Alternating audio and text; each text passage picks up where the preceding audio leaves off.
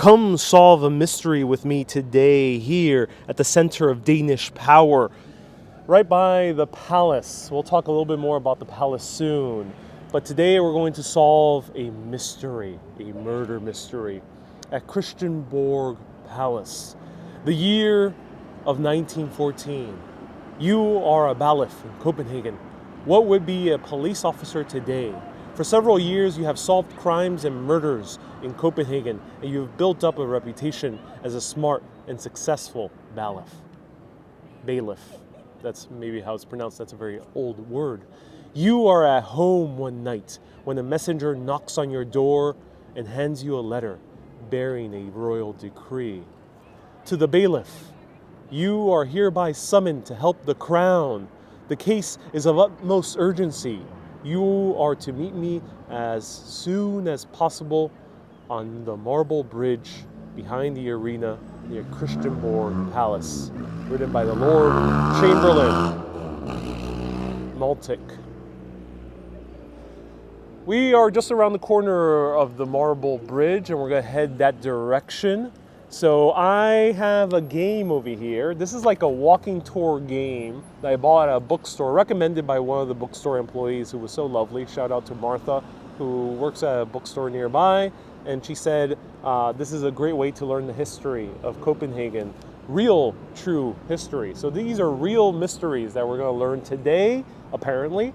Copenhagen does not have too many books I can find about secrets and mysteries in English, so I had to improvise. So I decided to do this with all of you. So let's say it says the game is approximately 2 hours.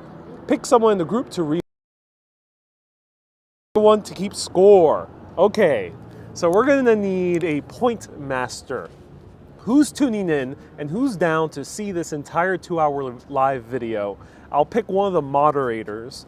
So moderators, volunteer, who wants to be the point master to keep up the score. We'll find out how this works. When you have finished your investigation, the success throughout your trials will determine how well you solved the case. The murder game is fiction, but it's based on real people described through Danish history. Ooh, real history. Cool. When you're standing on the marble bridge by the entrance of the arena behind Christiansborg Palace, open the letter and find the first letter marked Chapter 1. Do not unfold the letters before you're explicitly told to do so. Ooh, stern warning. Only take out one letter at a time, start with Chapter 1. Remember to pay close attention to all the details. They might be useful. Is where we're going to walk around. This game costs a whopping like $40. It's an expensive game, but we're going to walk through here. Hopefully we'll learn some cool stories along the way. So we are at the seat of Danish power. All three branches of government are centralized in one single building, which is the only example of the entire world. Susie says, but is there food and drink involved? Well, I'm not entirely sure about food. You know, Danish prices are kind of crazy. Maybe if we bump into a hot dog stand. But in the true Danish spirit, we're going to drink a good beer outdoors while solving this mystery. So,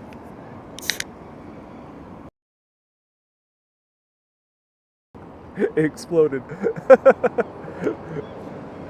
First mystery to solve. Who shook the beer before I opened it?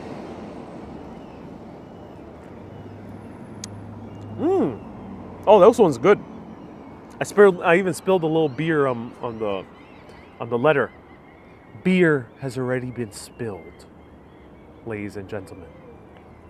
Dun dun dun. This is actually a really good beer. This is Carlsberg 1883 original lager. This is the first time I'm trying this. Bought it at the local 7-Eleven. Oh, that's delicious. Wow. All right, let's walk around. Who volunteers to be, which moderator volunteers to be the scorekeeper? You will have to pay close attention to this live stream. You have to be willing to watch the entire 2-hour or something live stream. It'll be a little bit longer than 2 hours. So let me know right now which moderator volunteers to be the scorekeeper. I did not read the comments earlier, so I'll wait for a little bit to hear if someone volunteers. And I'll open up the letter once we get to the marble bridge.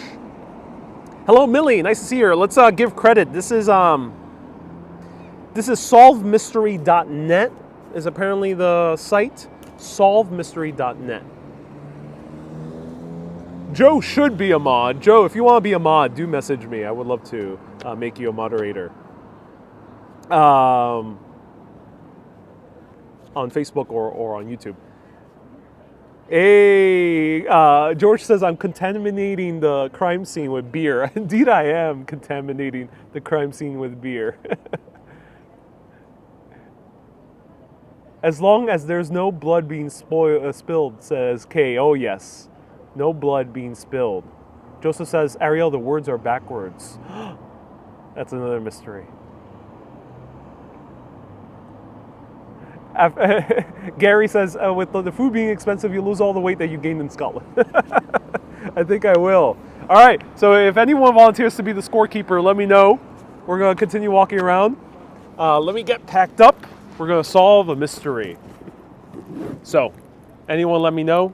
Joe, do you want to volunteer? Joe, let me know if you want to be the scorekeeper, the official scorekeeper. We'll need someone on YouTube as well, because Joe's tuning in mostly on Facebook. Wendy says, this is fun. Okay, so we have officially Joe as scorekeeper on Facebook. If anyone volunteers on YouTube, do let us know. All right, let's walk around. We got the letters. We got the beer. We're in the true Danish spirit. And let's solve some mysteries.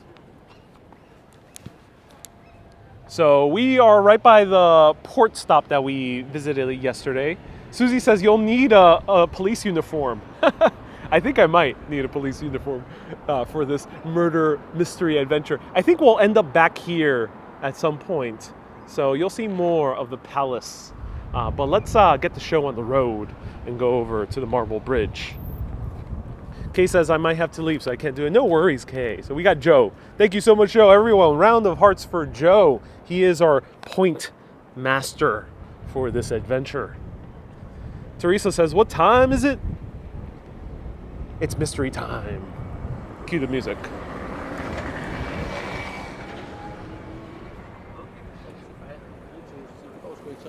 Where's your Columbo jacket, says Susie. I wish I had my Harris tweed jacket. It's still a bit warm here for a Harris tweed. It's like about 69 degrees, 70 degrees Fahrenheit right now. Maybe a little bit more, 71 degrees Fahrenheit. Ron says I will try to keep score. Okay, so we got Ron is Point Master on YouTube, Point Master Red, and on Facebook. Susie says no, the other jacket. Oh, that one I left is in New York. Millie says, ooh, this looks like fun. It does look like fun, yes. I'm sure we're going to learn the nooks and crannies of these places.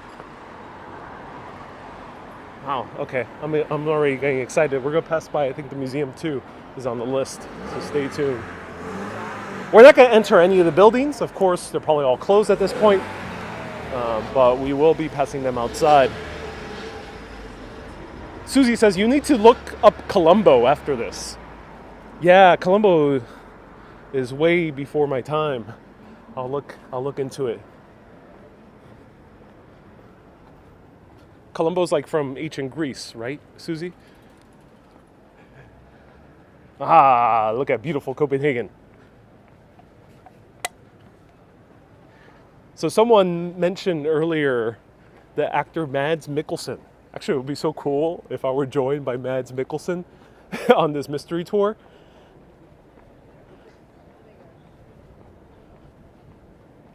But he recently starred in a film about, I haven't seen it yet, but I apparently does handle serious issues.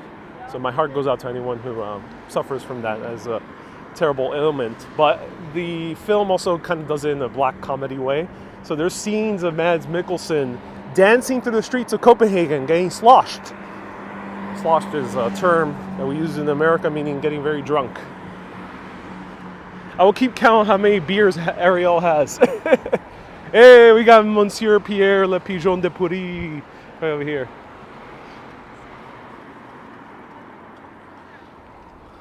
George, thank you so much for the... Oh my God, this is a massive game of Jenga. Look at this. Huge game of Jenga right here, ladies and gentlemen. Who will win?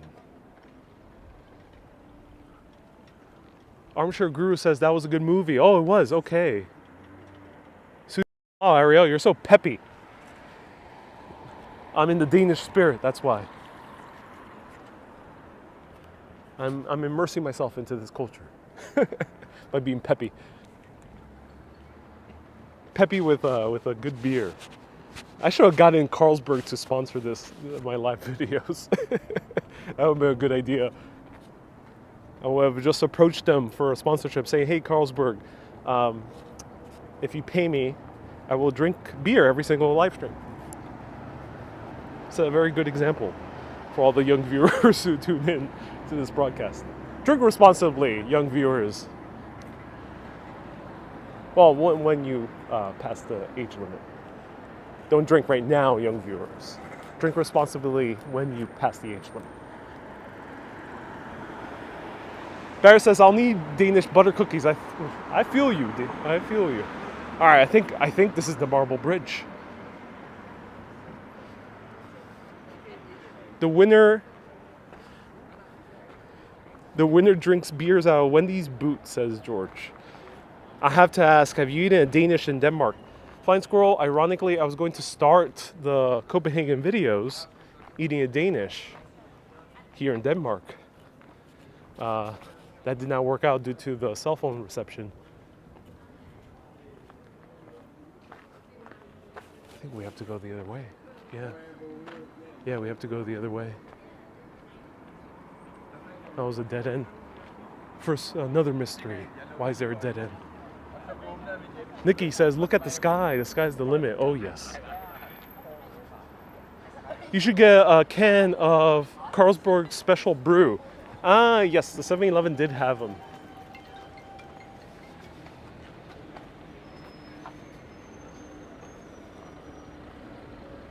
Sally says, "Beautiful day." Oh, yes, it is.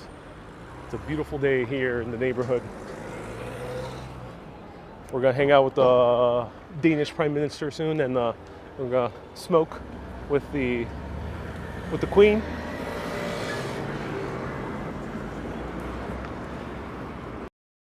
If you don't know, the Queen of Denmark is a proclaimed chain smoker, self-proclaimed chain smoker. She smokes a whole lot, and it's becoming quite an issue.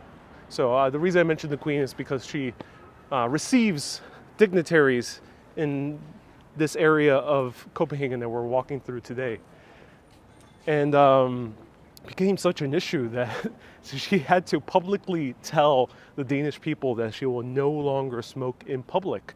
She will smoke only in private, because she was to just smoke all the time. I assume even meeting up with public dignitaries. Imagine like her meeting up with like Obama. It was like smoking. Or the Queen of England. That would be very funny. Queen of England probably would not like it. Adam says the National Museum is over here. Yep. So thank you so much for mentioning that, Adam. National Museum right over here. So here are the grounds we're walking through right now. Christianborg, which is the palace. 3 branches of government are inside here. If you don't know, Denmark is a constitutional monarchy, very similar to the UK. So there's the executive branch, the judicial branch, and also the parliament, the branch that makes laws, legislative branch. They're all here in the same building. They share the same building. And the royalty, the monarch, does use this for receptions. And here we are on the Marble Bridge. Let's open up our first letter.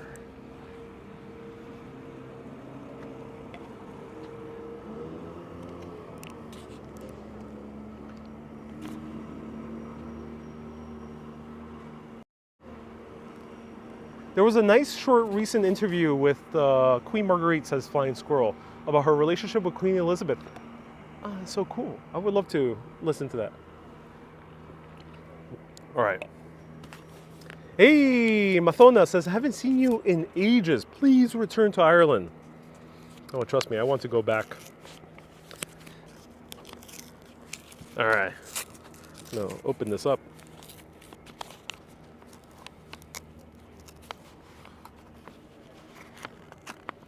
I need a letter opener for this.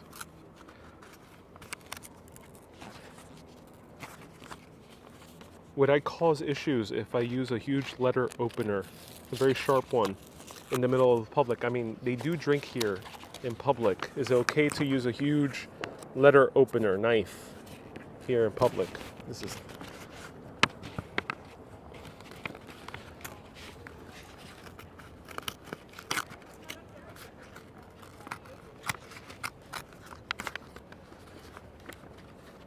Okay. All right. We got this chapter 1. Joe says, yes, Ariel. What kind of mystery is this? It's a flying squirrel. We don't know yet. I literally don't know. I have not read anything. You just see me open it for the first time. You see me just struggle with a little piece of carton. So you can tell I have not opened this. Let's read. Let me show you. Was typically like a fairy tale. Yes, it was, Nick. Yeah, Nikki. Yes, it was. Chapter 1.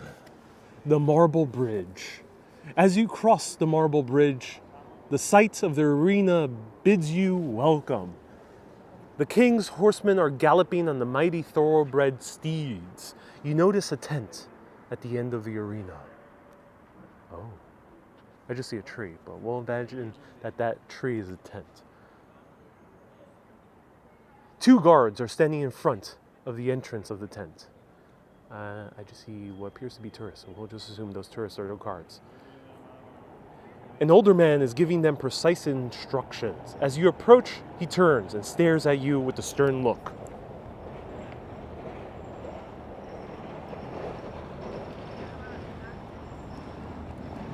That's my stern look. He taps his cane twice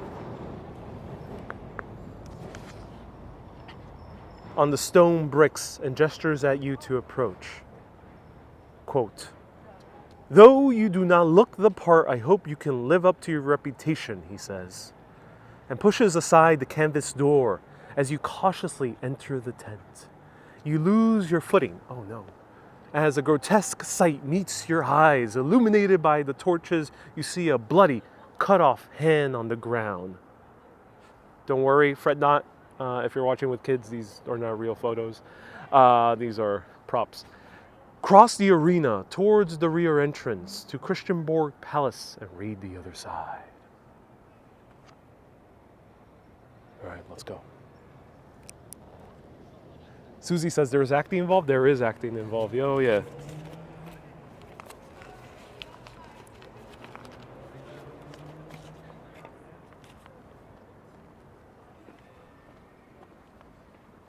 So this is the Marble Bridge. It's called the Marble Bridge because it is marble and it's a bridge. It was built more than 100 years ago, and this marble that we're seeing right here is Norwegian marble. So technically this should be an island, or it was an island in the beginning, so this is a huge moat that we're passing through. And let's go into the tent. And now we're being met with the sight of... If I can actually walk through here, let me see if they don't mind. Hopefully not.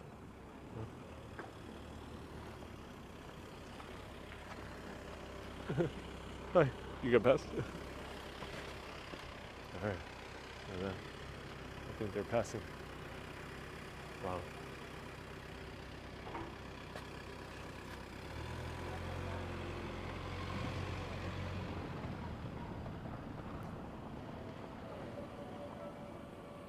Oh, luckily I can walk through here.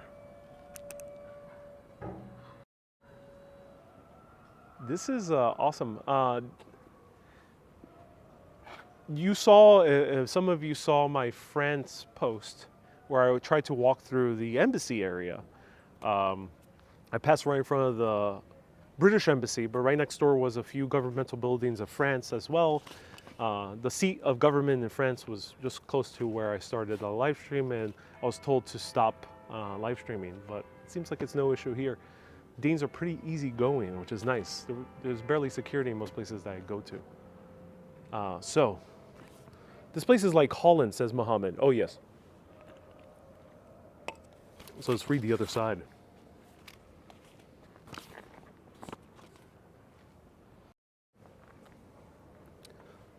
Move the camera this way. I thought so, Moltek sneers. As he notices your horrified expression, he hands you a bloodied piece of newspaper. This page for today's newspaper was found inside the hand. Oh no. There is a sort of marking on the sculpture's face. What do you think, detective? Remember, we're all unifiedly playing the role of the detective. Open and read the newspaper. Find the marking that Moltek is talking about. Try to deduce where your next clue to solving the case might be found. Use the map on the envelope to walk to the place you think the marking signifies. And you all gotta help me with this. This is a group effort. After you have walked to the new destination find and read chapter 2. Then mark your score by tearing it at the bottom of the paper. All right.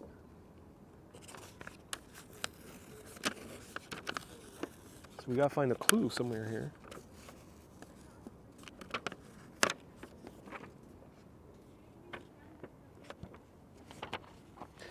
Susie says, is the hand still laying on the ground? I hope not. No hands here, luckily.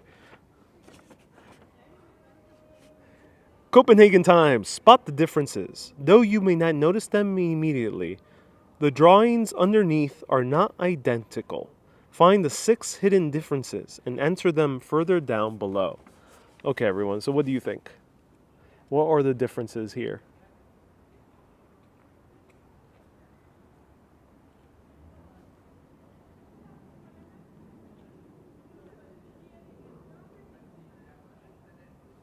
These are hard to spot. Oh, I see one. There's no sewer here. So number 1. David O'Brien! David O'Brien just left a whopping 20 euro super chat. David, thank you so much for the 20 euro super chat. I appreciate that. Thank you so much. So we got number 1. Okay, cool. We got a lot. We're going to solve this pretty quickly, I think. The man on the left is 2 on one picture. Okay. The man on the left is 2 on one picture.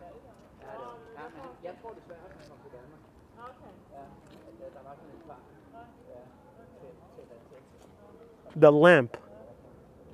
Yeah, there's no lamp. Okay, cool. Ariel sent 500 stars. Thank you so much, Ariel. No lamp. No circle. Someone says street light, so that's the lamp. Morgan says, what was the price for this? I spent $42 for this game. So we have, someone mentioned the man on the left. What do you mean about the man on the left?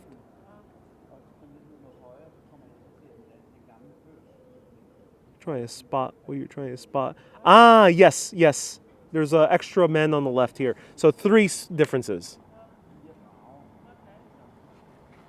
Kid on the left. Thank you so much. So we got 3 differences. Anything else?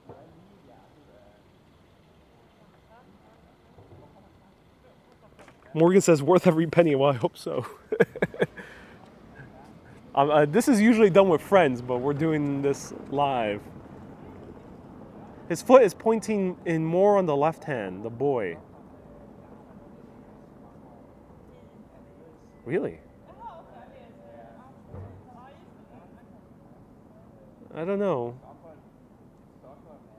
Grate in the ground. We already got the grate on the ground. So we got 3. Check the ladies, says Philippa.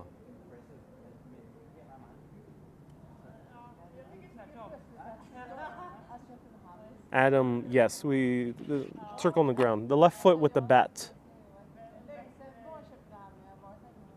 Left foot with the bat. The shadows on the bottom.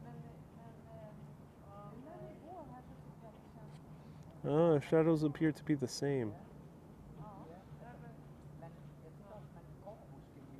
A turret is not in the bottom. A turret.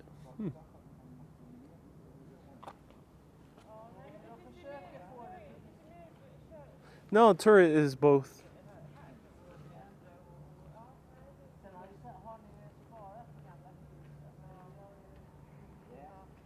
Any last ones? The line in the right side of the sidewalk is higher on the second pick. I think that could be one, but I doubt it. That hands on the lady on the left. All right, let's see. The hands on the lady on the left. Right here. She's holding an umbrella. Yeah, she's holding an umbrella and a cigarette on both. Right side under the kid near the ladies. So this kid both has a lunchbox on both and he's looking upwards. His feet are in the same position.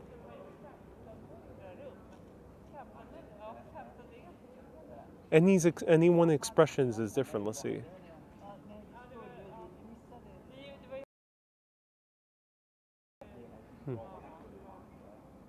Yeah, this one's hard.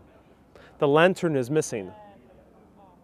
Which lantern? Oh, you're talking about the street light. Yeah, we already got that one. So 3. I think we're stuck at 3. Darker, says Joe.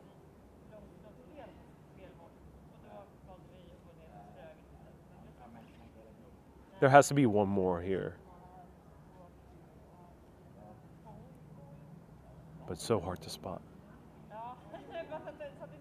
Oh, okay. She has a purse, but she doesn't. 4. Right lady side is missing a hand. Let's see. Yes, missing a hand. 5. We got 5. Ooh, that's a good one. Behind the hat of the man left upmost. We already got the light, so we already know about the light. We got 5.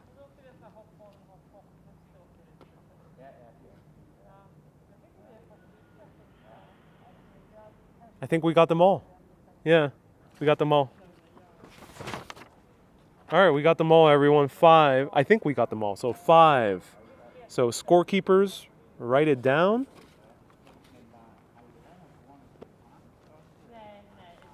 I gotta get my pen.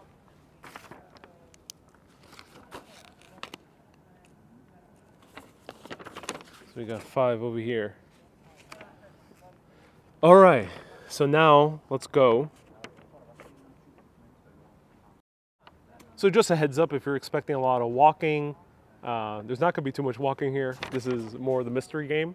But I hope you enjoy it. And this is the last official Copenhagen live stream. If I do another live stream, it'll be at a random time because I'm leaving next week to a different place. So thought you had to find 6. We do have to find 6. Oh my God, we do have to find 6. Thank you, Susie. We do have to find 6. What is the 6th one?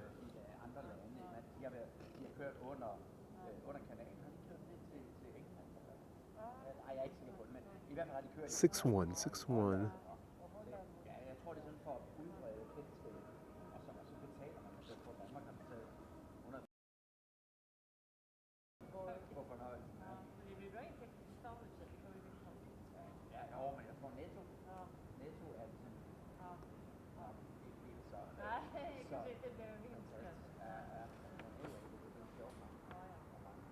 Adam says circle the ones you did already.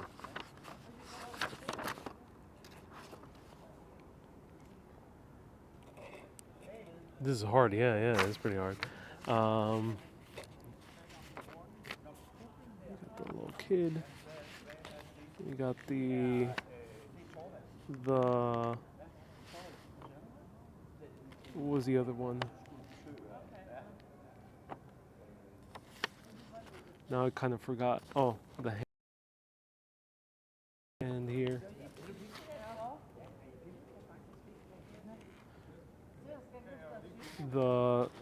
This, yeah, 4. And we had the little boy is missing the man. Yeah, we have that one. Avalon says a can of soda is on the table. It's a beer.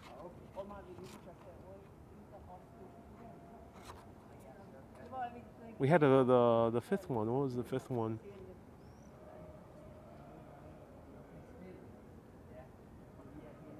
Wow.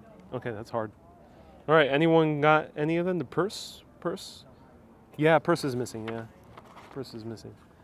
And I don't think. I'm sorry. I can help more. My brain reboots on weekends. Yeah, no worries.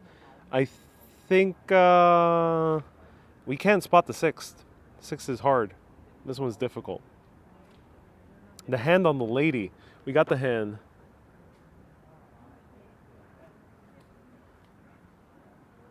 We got the purse. We got the sewer, the manhole cover. I mean, the light and the boy. Top left hand corner near the light. Is that a bird? Right here? No, that's that. I drew that. I think that's my pen mark, right there. So no, not a bird. All right. Anyway, all right. We got the 5th. Anyway, so let's move on. At least we got something. All right. Let's move on. So here it says. Thorvason's Justinia, Bertel Thorvaldsen, pardon my Danish, one of Denmark's most famous and prolific artists, is once again celebrated as the opening of the new exhibition in a tremendous success. His work, Justitia, wow, Danish, so hard to pronounce. His work, Justitia, has finally returned,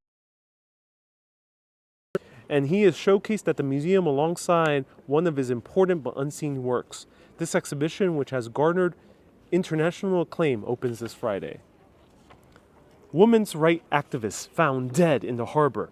No crime committed, says police chief. The notorious activist of women's rights, divorce equality, and opponent of the God-given right of corporal punishment. Librarian Anna Rothsberg has been found dead in the Copenhagen harbor. It is presumed that Mrs. Rothsberg fell into the harbor on the night leading up to February 1st. Remember, these are true stories. She was known, apart from her outlandish ideas, as a socialite and notorious party drunkard.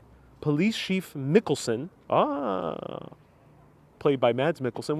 We'll imagine that Police Chief Mikkelsen is played by Mads Mikkelsen. Notices that a woman of such outlandish nature did not even have the slightest moderation. Presumably, she was extremely intoxicated when she fell into the water. There we go. The Danish spirit was with Rothsberg. She left behind only her sister, Emma. Wow. Okay, so we gotta find the location.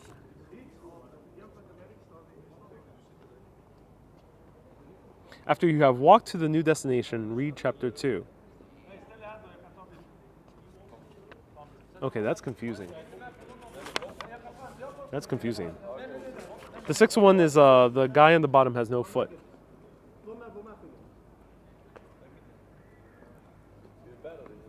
The guy on the bottom has no foot.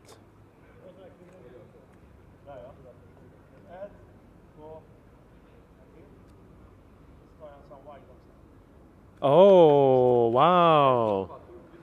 It's so shadowy that kind of looks like a foot. Yeah, we got 6. Thank you. Who got that? That's awesome.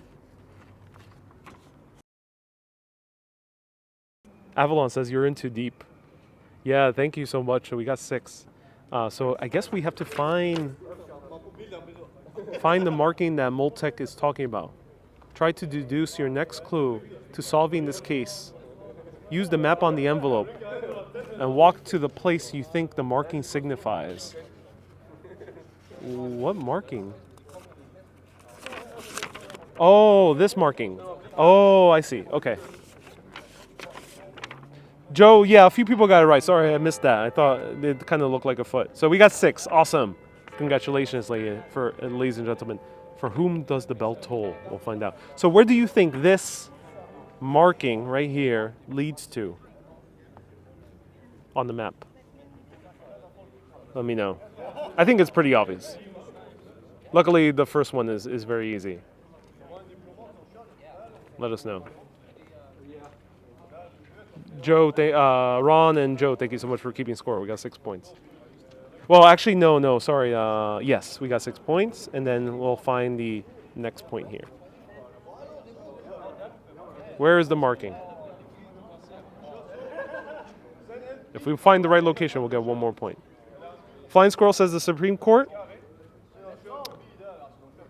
Oh.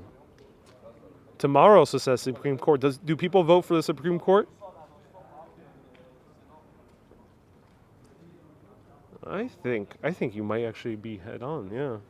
I think that might, yeah, everyone says Supreme Court. All right, let's go to the next one.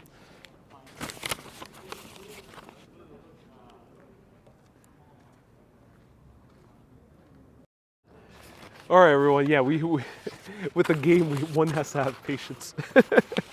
Lots and lots of patience. I usually don't play these games because they take a while. Though I used to love the game Uncharted, if anyone has played it. Sometimes it has puzzles, and they're nice. But this feels like a game of Myst. All right, let's go to the Supreme Court. Let's see if we can find Justitia. Let's see if we can find her. Hi. I was going to say donut shop, says Ron. Yeah, I wish. One more swig. Let's go. How appropriate. We're drinking in the most royal, powerful place in Denmark. Oh, people say that this is not a free country because of all the taxes. I get what you're saying, but come on. Isn't this not free? I have the ability to film in a very important governmental area while drinking a beer. Oh my God. There are certain things in Denmark that are more American than America. The beer drinking and the hot dogs are 2 of them. All right.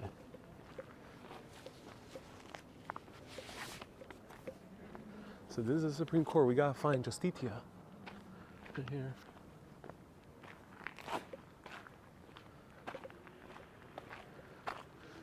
Kate says, I think I'll have a cider while I do the hunt. Yeah, I think that might be a good idea. It says 2 hours, but I think since I'm trying to film it, it's going to take a little bit longer. All right, so where's Justitia?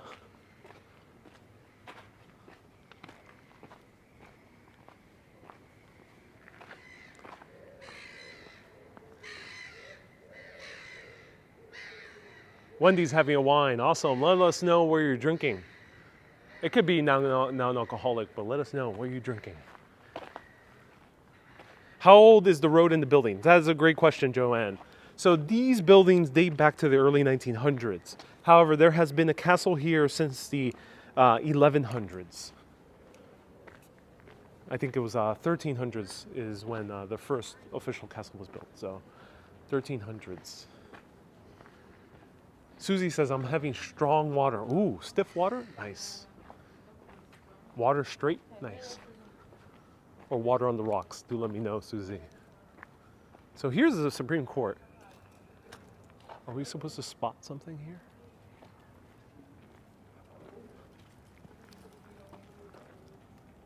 Some make a living collecting refund bottles. Yeah, that's why I noticed the streets are so clean.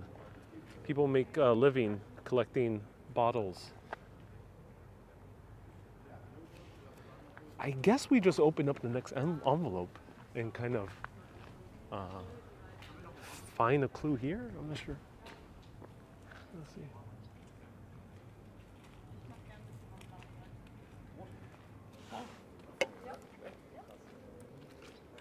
Ms. Lob says there's a thing called Justitia, founded in August 2014. Justitia is Denmark's first judicial think tank. Hey, thank you. Please, that is awesome. No cheating. That's not cheating, but no cheating, just in general.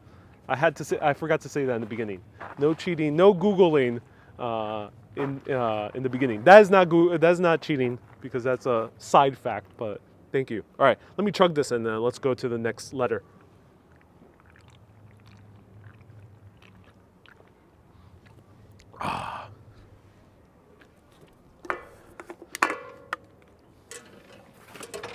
All right.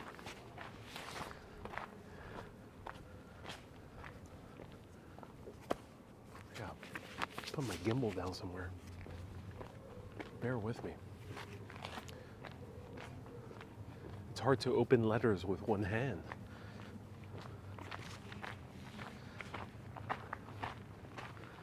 You're having a nice evening with good weather. Yeah, I think I am. All right, let's do this. There's a lot of people walking through here. That's awesome. It's not so solitary as I thought it would be. No, don't leave.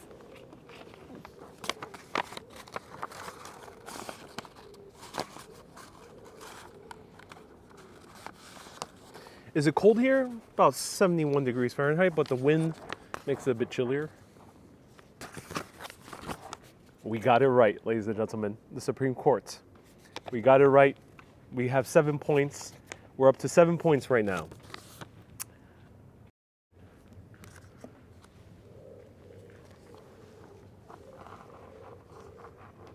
Chapter 2.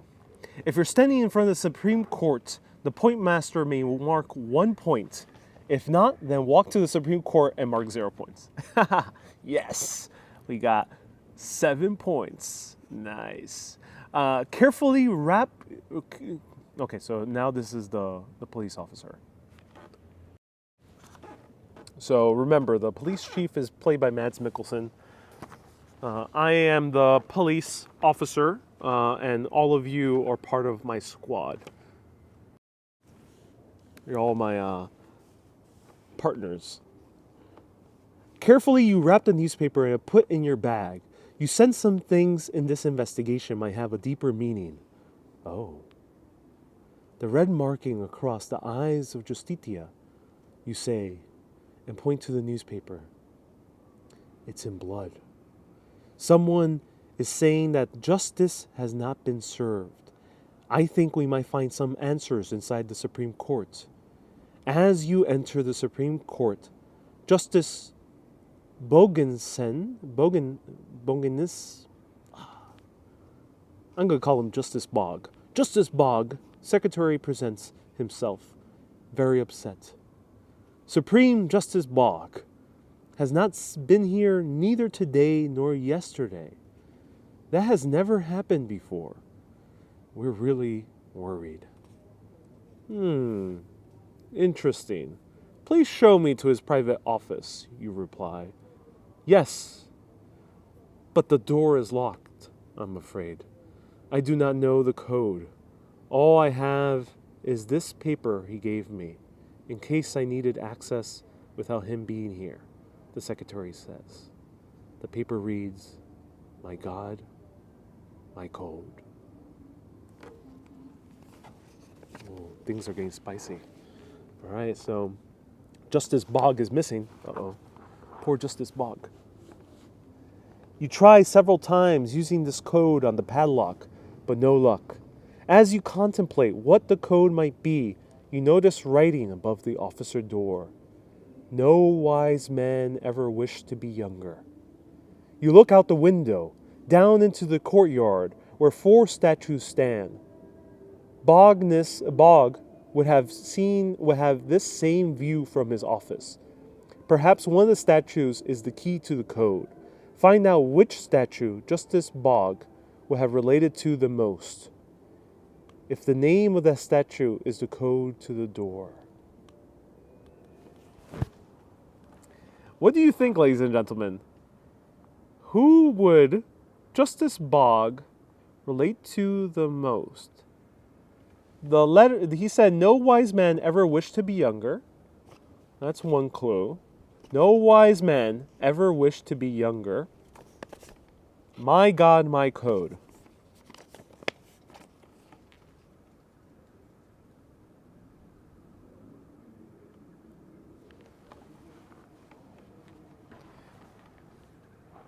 Yeah, I'm agreeing with Tamara. Tamara says Goddess of Wisdom. Flying Squirrel says also Goddess of Wisdom. Yeah, I think it's Goddess of Wisdom. I think so. Yeah. Let's open it up.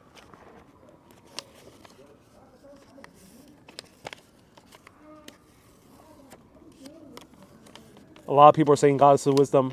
DS says Goddess of Wisdom. I think this is a cool mystery. I'm so glad. Let me know if you're enjoying this. The code of the padlock is Minerva. She is the Goddess of Wisdom. Yes! All of us got it right. Eileen, Wendy as well. Is it a man or a woman? No, Minerva is a woman. This is Minerva, seen all around New York as well, which is interesting. The code on the padlock is Minerva. She is the Goddess of Wisdom among more. Bog sees himself as a quite wise person since he has one of the longest educations in the country. If you deciphered the code, the Pointmaster may now mark a point at the bottom of this page. So Pointmasters, add a point. How many points do we have? As you enter the key into the padlock, it opens, and you enter the office of the Senior Justice of the Supreme Court, Bog. His office is complete chaos.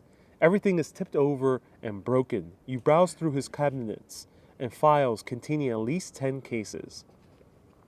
Here are all the cases.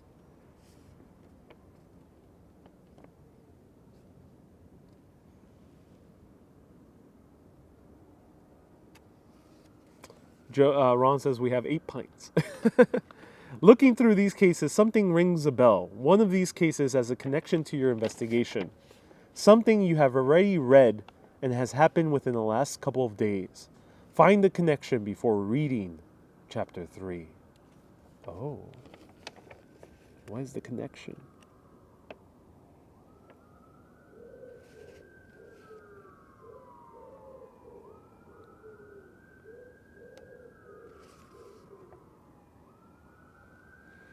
So here it says, the accuser notes that on the night of her attack, a man with the same appearance as the defendant was seen on the waterfront near his house.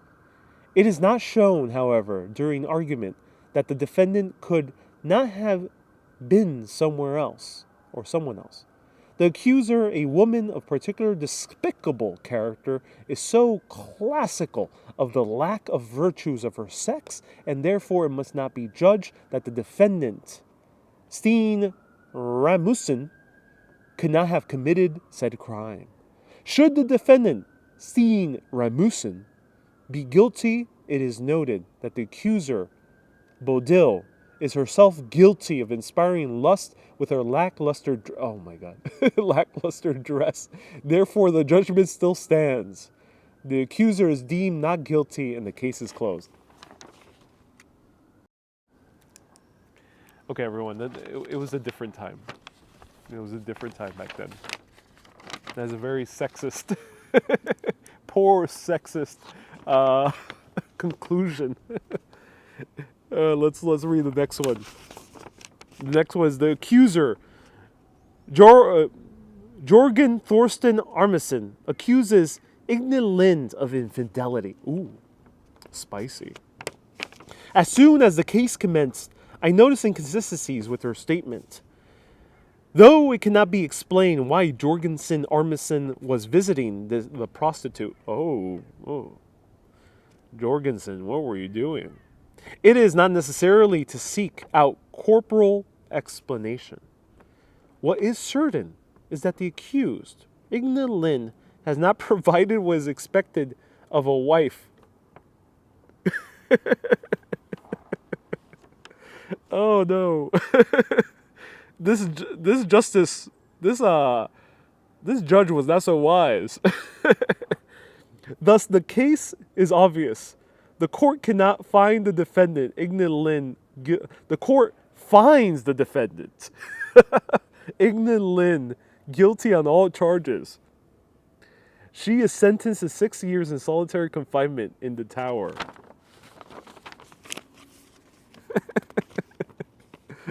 Oh no.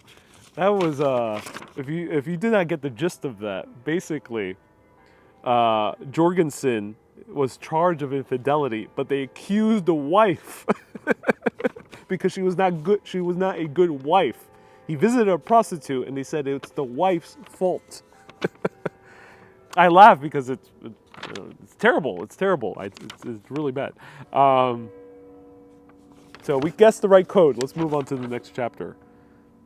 Looking through these cases, something you've already read about has happened in the last couple of days. Find the connection before reading chapter 3. So let's move to chapter 3. These are true stories. Oh, the Danes have evolved quite a bit. That's good. Good on you, Danes, for getting a lot better when it comes to the equality of the genders, because it seemed like it was pretty lackluster back in the early 1900s. Joe says the good old days. Yeah, that was pretty concerning.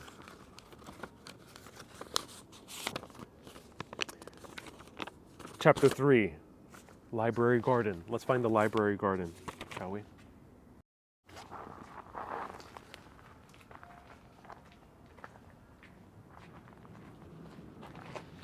Ms. Lob says the body in the harbor is the case. Oh, cool. Thank you so much, Ms. Lob. Ms. Lob is on top of it. Nice. That's awesome, Ms. Lob. All right, where is the library garden? That is far. We gotta go all the way over there. All right, we gotta cross this courtyard and go over to the library garden. We're committed. We have 7 chapters, so we got 2 down.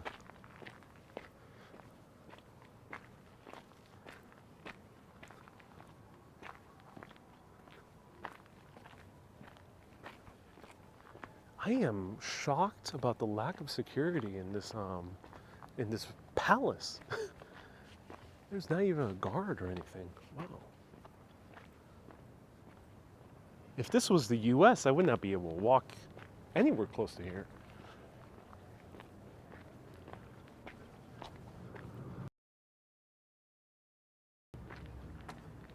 Dia says this was very creative. I'm glad. Look at this palace.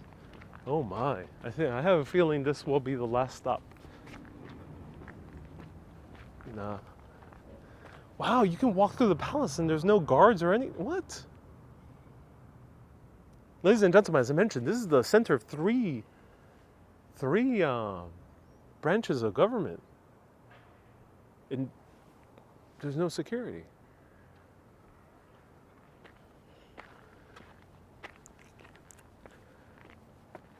And if many of you don't know, for the past like 10 years, maybe a little bit less, Nordic crime thrillers have become a huge deal. So there's a lot of series now of not true crime, but crime procedurals that take place in Nordic countries, and they're a huge hit on Netflix.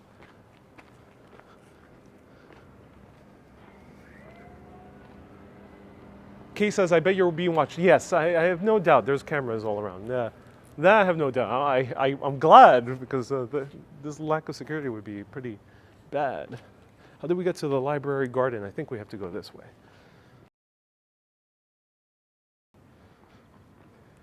Kosti says we're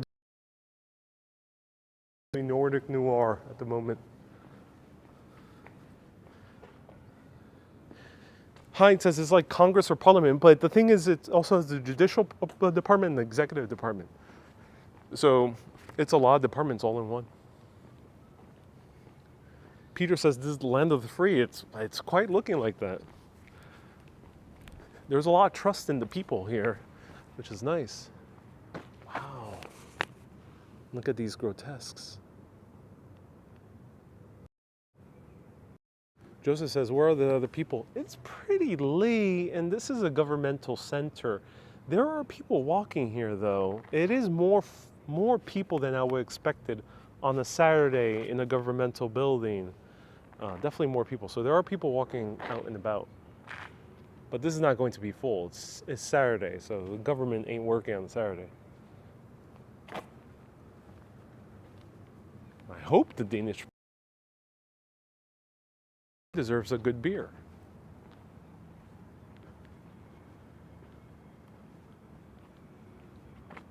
I briefly met her on an event about 3 years ago at Hudson Yards. I was in charge of photographing her and the Prime Minister of South Korea. She was really nice. Very kind of stern, in a good way, woman, a very serious woman. Wow, beautiful.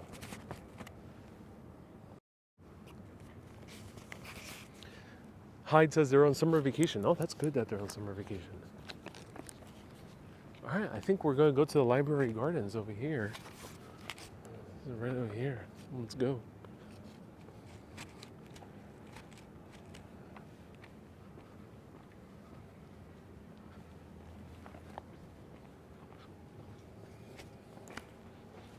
There's a ramp for accessibility.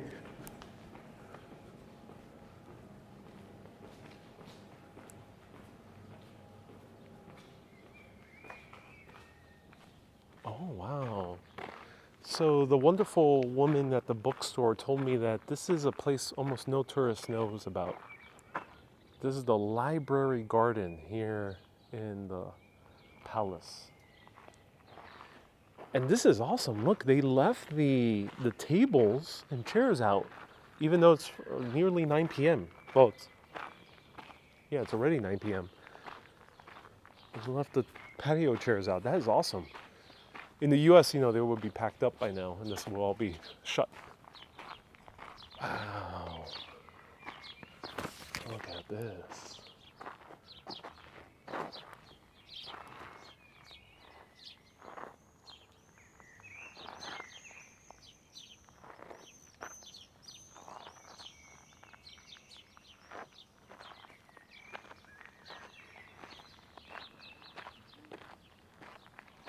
It's cool to see just people hanging out here in such a important area. Rod says, while you're in Denmark, try Carlsberg Export. I already tried the Carlsberg Original. It's really good. Look at that with the reflection.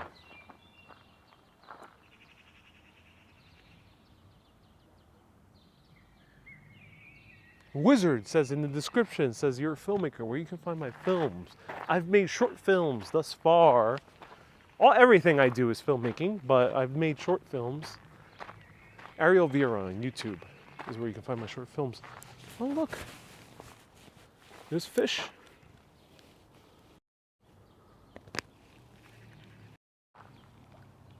So Miss Lobb guessed correctly. Case number 2 is the one to pay attention to.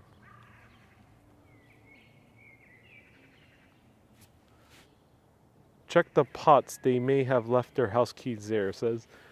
Yeah.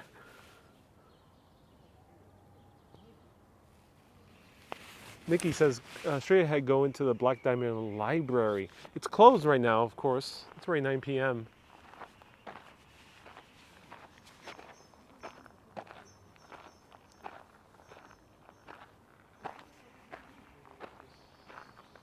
Maybe there's a hand in the house in the water, says Anthony. Yeah, maybe the hand is there. Maybe they chucked it over there. This is so heavenly.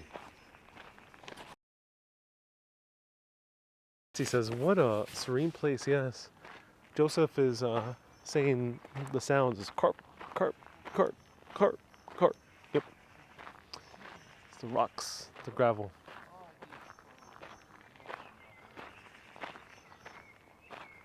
Joe says 9 p.m. no one's around. Ooh, adds to the mystery. No, this is a governmental area, so no one's gonna hang out here on the Saturday.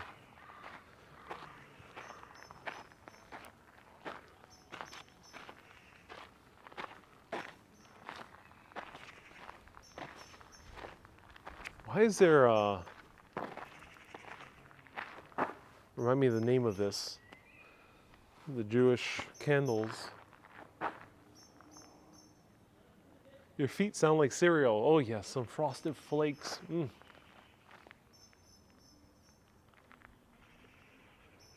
Wizard says, subscribe to your channel. I like your broadcast. I'm so glad you did. Menorah, thank you so much, Peter. Why is there a menorah here? There used to be a Jewish population here. A lot of, during World War II, the officers of the Danish army, Denmark surrendered fairly quickly to the Germans. The Danish officers, especially when the war was getting really tough, they ended up realizing, oh, we're in a bad position. If we stay here in Denmark, the Germans are all, are gonna get rid of us.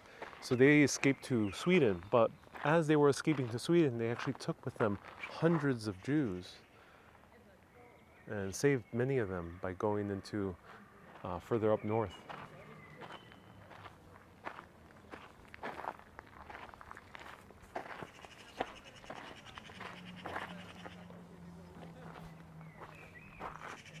Ooh, there's ants on these. Not gonna say on these, there's ants for some reason on these chairs. So let's go further down. I'm fascinated with that church, says Susie. Yeah, this is not a church, this is a library. Christine sent 200 stars. Thank you so much. And David, again, thank you so much for the $20 super chat. David is a kind mega urbanist as well. Hyde says Denmark respects the Jews, that's why. So Hyde, do let me know, is there still a Jewish population here in Denmark? I have not seen what would appear someone in Jewish garbs, or I have not seen a Jewish neighborhood here in Copenhagen, but let me know if it still exists. Look how soft the grass is. Wow, so green. No, the other way, the church steeple. That is the steeple of the palace, Susie. We're gonna maybe learn about that more.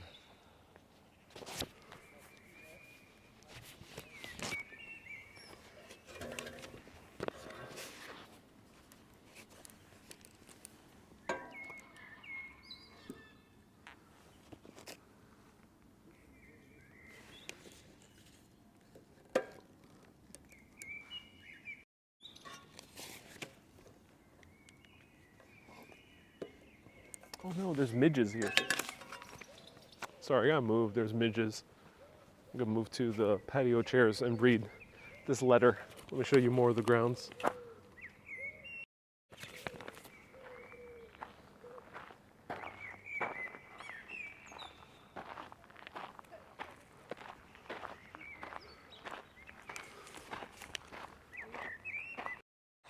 Joe says these are beautiful grounds. I agree. It's gorgeous.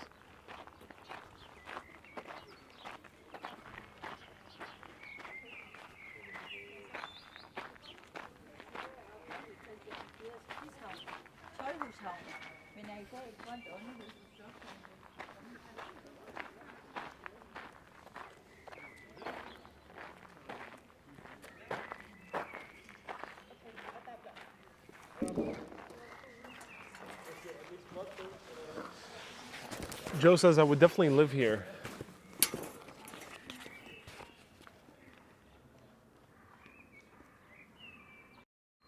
Joe says no masks.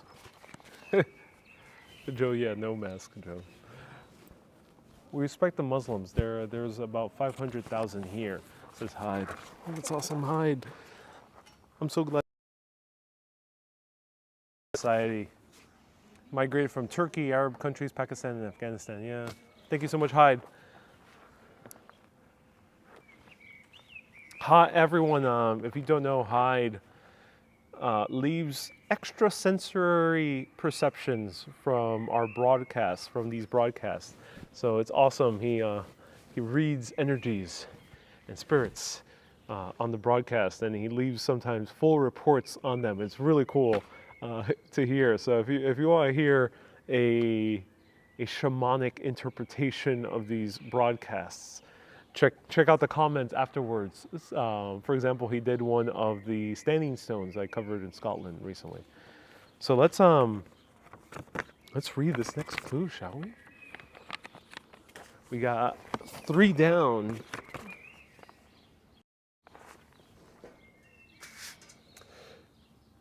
Chapter 3, Library Garden. Oleg, nice to see you here. I got a sip of water because I'm reading a lot.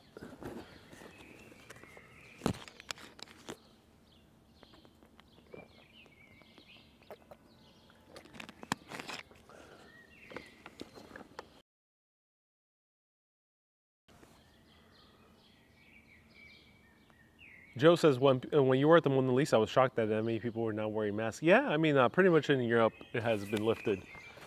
Marianne says, ooh, merci. I received my first postcard, and it has Paris on it, my favorite place. Wow, Marianne, you received the Paris postcard before you received the other one. Cool. That's awesome, Marianne. A little echo here. Chapter 3, Library Garden. Mark a point at the bottom of this page if you notice the connection between case number 2 and the story in the newspaper. Both were about Anna Rosenberg. I forgot. What was the connection again? Let's recap a little bit.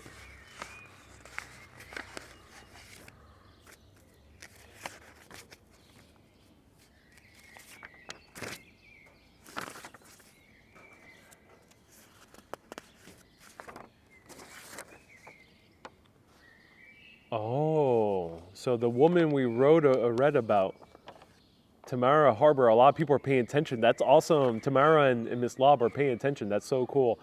The woman we read about right here, Rosenberg, found by Police Chief Mickelson, was the woman case number 2. Oh, that was charged because her husband cheated on her. All right. Poor Mrs. Rosenberg. Again, this is a true story, so that's so sad. So let's see.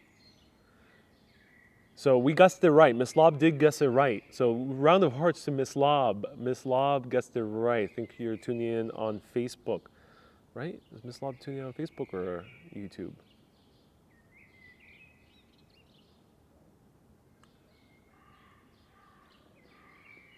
Miss Lob is tuning in on YouTube. So round of hearts for Miss Lob. So we got a point. Point masters add a point. You look at Moltec. It seems one of the defendants in Boggs' cases lost her life not too long after the case. And it seems you were the solicitor. How perceptive of you, he replies and nods. Yes, Anna Rosenberg had fought for years for women's rights to vote. Oh my God. They charged a woman who was fighting for suffrage because her husband cheated on her. And she was found dead in, oh my God, wow. This is a bit too close to the events that are happening in the world. Okay, so Anna says, I helped her the best I could, but Justice Bogg did not. Do not share her opinions. From his high tower, he believes women should stay out of politics. I would like to see where she worked. You reply. Moltec nods and guides you to the library. When you arrive, you find a lock in her desk. It has been broken. In the drawer, you notice a letter. You open it, but it makes no sense. Moltec nods at the letter. What does it say? He asks. Oh, things are getting very interesting. So if you're not keeping up, a woman was found dead in the harbor. We have found a decapitated hand. And we found out that that woman found in the harbor was actually charged because her husband cheated on her. The Caesar cipher, the method of encryption used here. Oh, did I read ahead? Sorry, I read ahead. Whoa. Everything you need to read can be found on this page. Huh. Oh, is this written in reverse? Do not open this letter until you have decoded the message you have chosen to give up.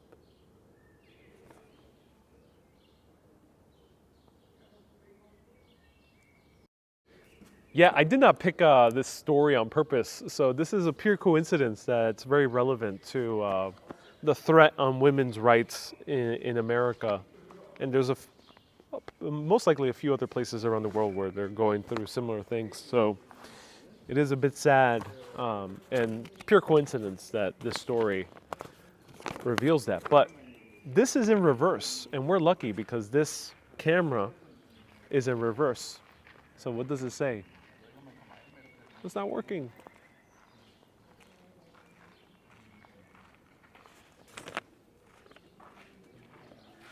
Nope, it's not that way. I thought the message would appear in reverse over here.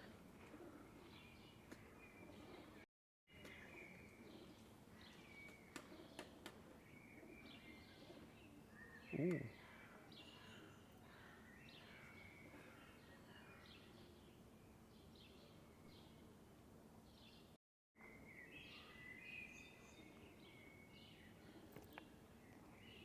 I would need a mirror in this case. I thought it would mirror because of the camera, but no, it's not. It's not working. It's in Danish script, says Stephanie.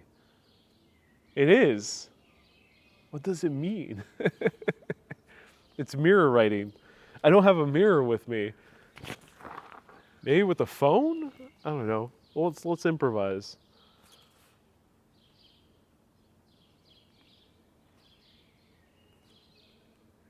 This is gonna be weird. Okay. No,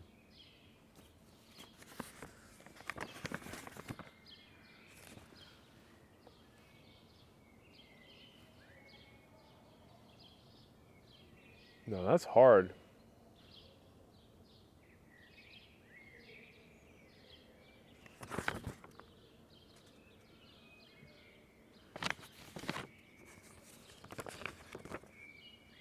Yeah, this is not gonna work.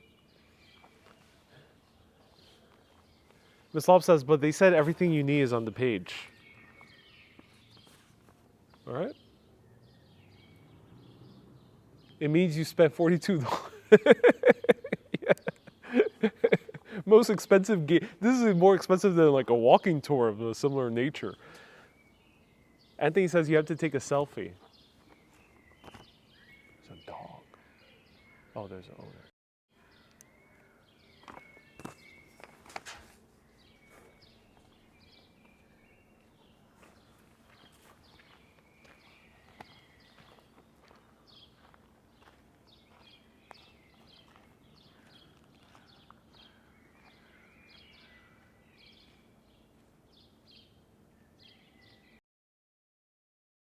Oh, and let's see if we can flip it.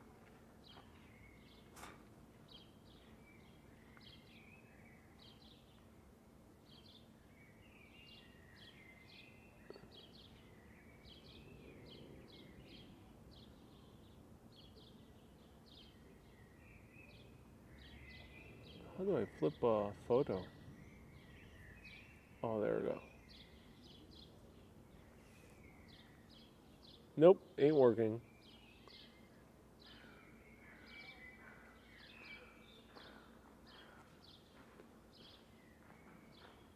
Nope, ain't working.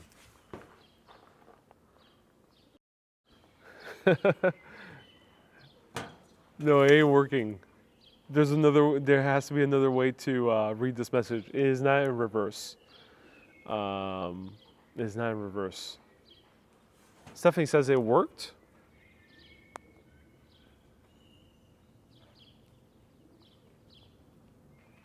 I'm seeing it myself. Let's see.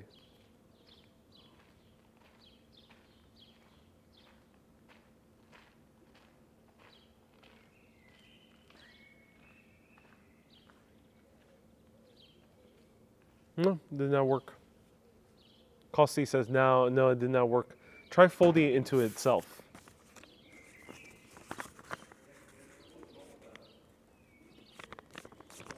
This way?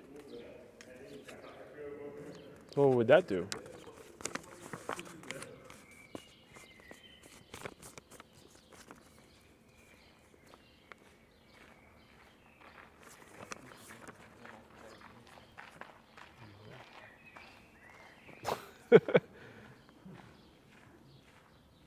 Only word I see here is boob. Miss Love says, I'm not articulating that very well. Remember those pages in Mad Magazine you would fold? Yeah.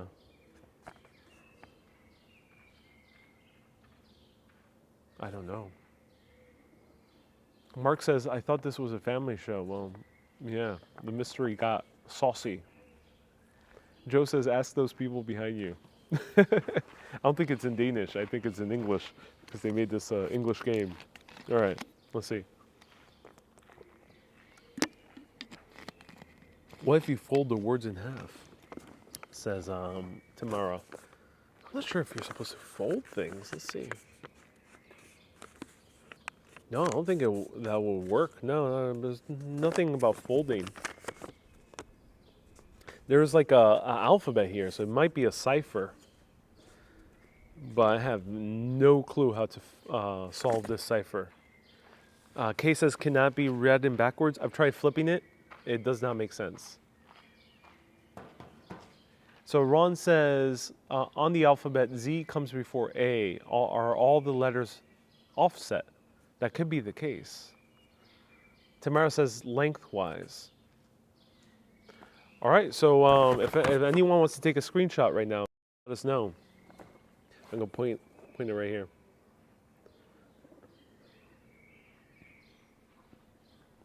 Any sleuths? Go for it. Jay says these are Jewish letters. No, this is like a cipher written in English. Dan Brown would know, yeah. Or Robert Langdon, the character that Dan Brown wrote. Tamara says, I need to be there. Yeah, this one's tough. I'm stumped, to be honest. Could it be a code using the letters above it? The letters are just the alphabet above it. Oh, but look at this. Alphabet goes from A to Z here and goes from Z to A over here. Oh.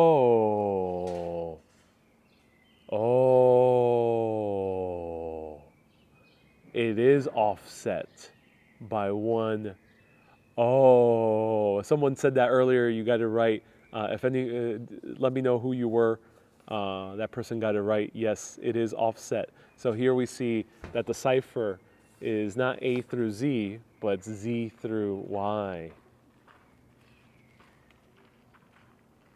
Oh, if you fold the page, you get one cipher.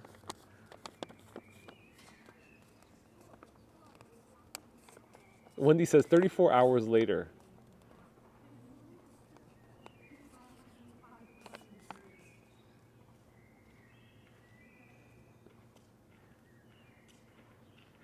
Flying Squirrel says this is so cool. Yeah, this is difficult. Oh, so they are offset. Okay, this is gonna get complicated.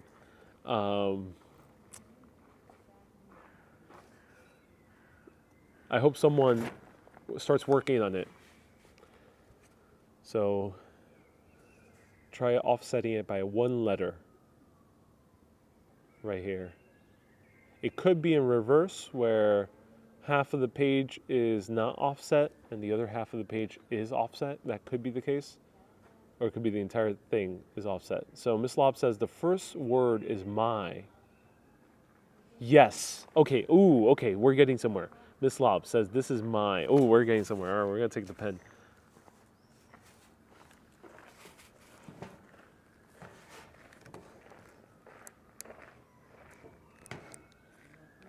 Shout out to Miss Lob for doing this. Okay, we're gonna do this slow. Excuse me.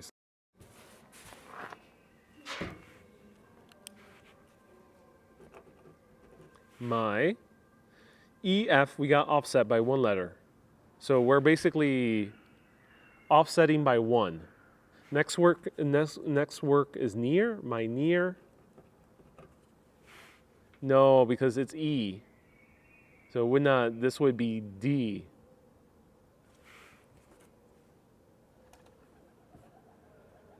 So it's E would be F. F. F.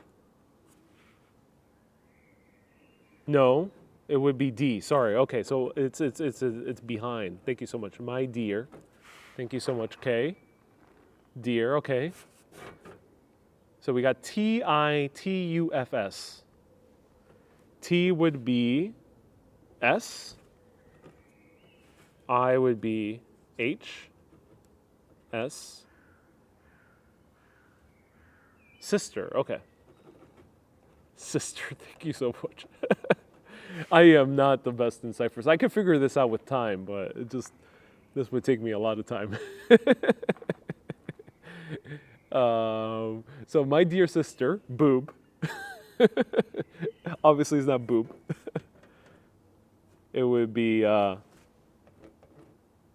no, C O no C. Anna. Okay, thank you so much. Anna, there we go. Oh my God. My dear. Okay, this is looking very very sloppy, ladies and gentlemen. My dear sister Anna. All right, let's go to the next one. You guys are awesome. I'll follow your lead for this one. We got my sister Anna. This is a J, so this is I. B V V F.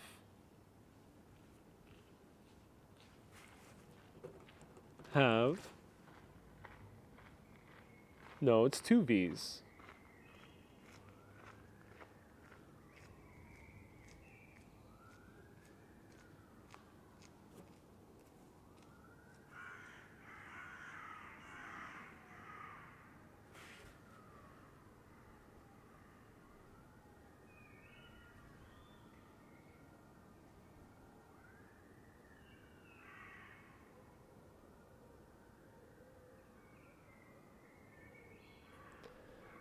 Joe says, don't write that. You could have taken it back for a refund.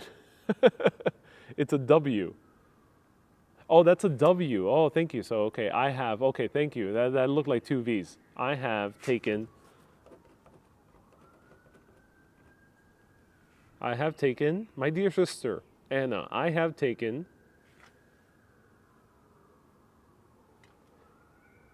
That was a W. So we got WF. OHBODF.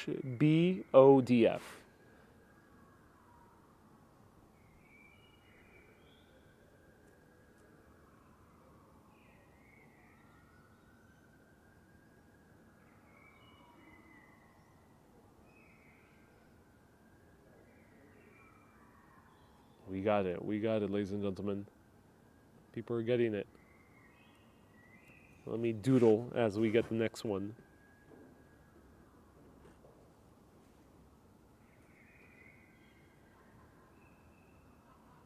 Just write out the alphabet on top of the page. It's right over here, the alphabet. I've taken vengeance. There we go. Hey.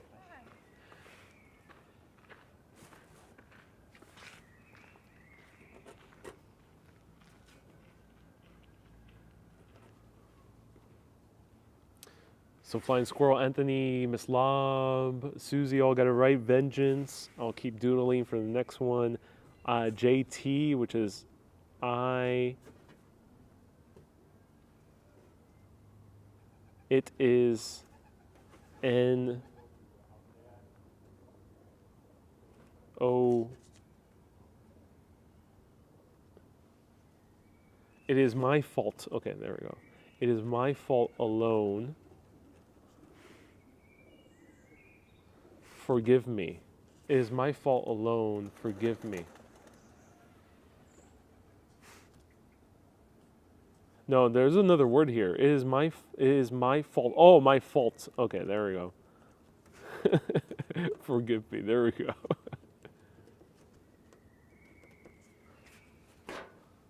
There we go.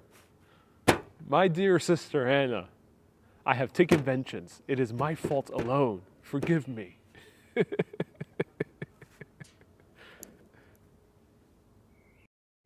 Whew, okay. We got it. We got it. As you can tell, I can't be a Robert Langdon.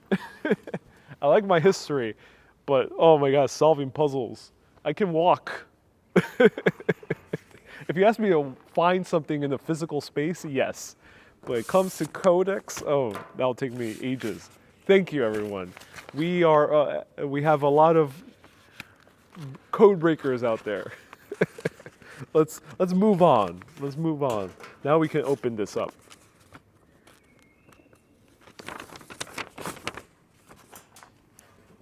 There we go. We got it.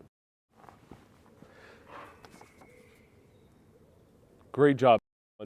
The Caesar cipher, the method of encryption used here is not known by many. Used letters along the edge to translate and read aloud the encoded message. Motek smiles, impressed. Your reputation was not exaggerated. Impressive work. With this letter, your work is nearly done. The only thing left is to apprehend the murderer. My dear sister Anna, I have taken vengeance. It is my fault alone. Wendy says my brain is hurting.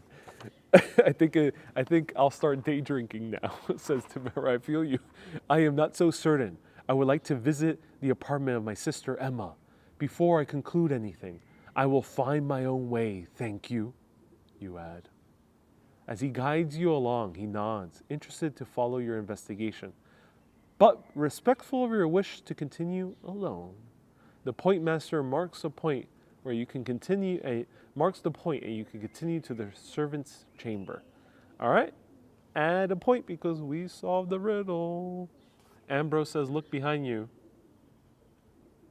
Find it on the map. The servant's chamber says, look behind you, says Ambrose. What's behind me? Too taxing on my brain for a Saturday night. Yeah, this is a lot of work. Servant's chamber, where is it? Oh wow, we have to go out now, everyone. Millie says this calls for a drink. I feel you. I think I might have a drink myself. All right, let's go to the next stop. We're in this. I mean, this is already chapter 3. We got 4 more to go. Is this about Anne of Denmark? I don't know. It's about a woman called Rothsburg. So it's probably not the Anne of Denmark. Susie says, even I need a drink. I think we do. Tamara says, you're doing great. Thank you, Tamara. Let's drink some sparkling cider.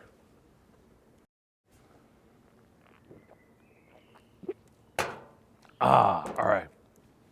Ooh, this is really good cider. Summersby. Really good. All right, let's go to the servant's chamber.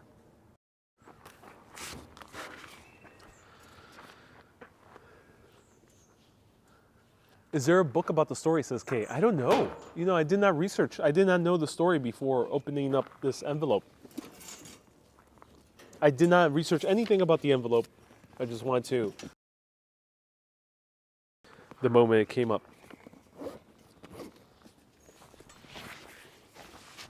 I think we might finish this in 2 hours, ladies and gentlemen, because only an hour and a half passed. Okay, never mind. We might not finish this in 2 hours.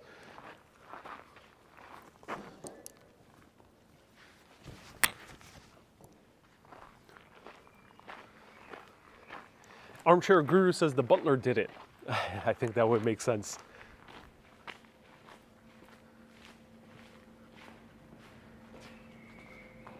Anthony says, is this the code? No. The beer is not part of the code. The cider is not part of the code. And we're trying this chamber, which is outside of the palace.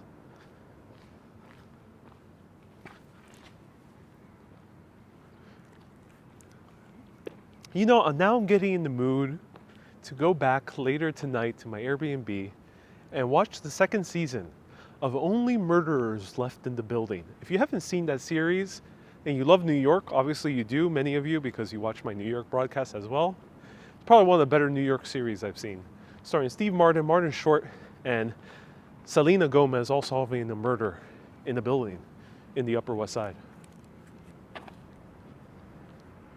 How are those buildings? So Joseph, right now we're looking at the side of the Christiansborg Palace, which is the seat of 3 branches of government. Built in the early 1900s, took quite a while to build. This was the 3rd version because 2 other versions actually burned down. Joe says season 2 started. Yeah, exactly. I think I might watch season 2 when I get back.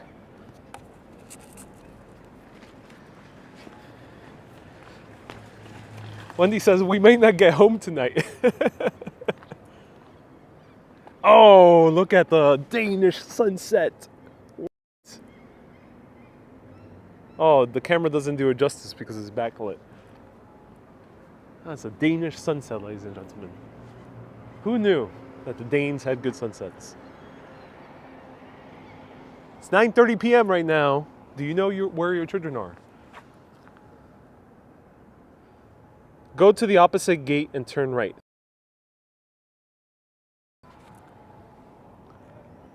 Go to the opposite gate and turn right.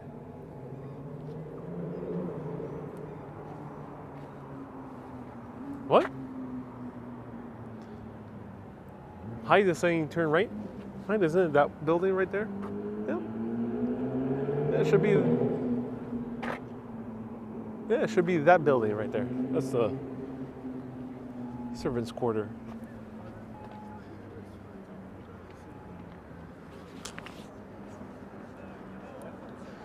Heinrich says, I could recommend a wine bar. Oh, Heinrich, which one? What is it called? Do let me know. Heinrich is recommending one of the wine bars down there. Soldier says, nice to see you here. The sun sets slow in Scandinavia. It does. Mr. Bra says, oh, Summersby cider. Oh, yes.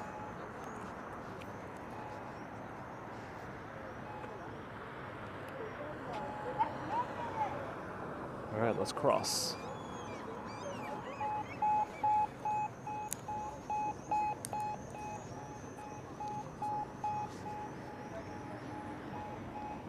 Go 100 meters across straight, says Hyde. Thank you so much, Hyde. Wow, these cars are trying to pass fast. Wow.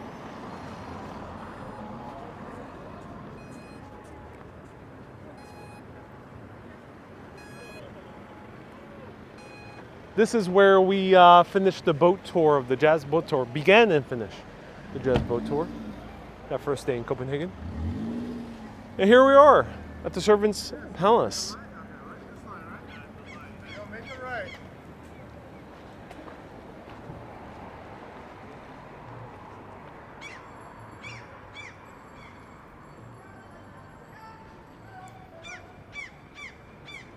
Heinrich says, I'm pointing you to the wine bar. We're solving a mystery, Heinrich. It's crucial. We must solve the mystery. Ah, it's a crazy church steeple.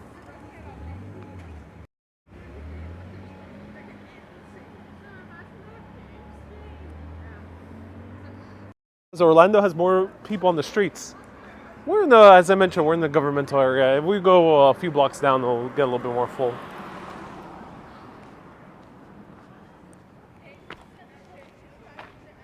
All right. Wow, look at that.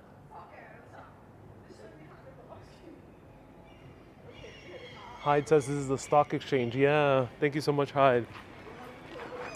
Interesting brewless building here. That's fascinating.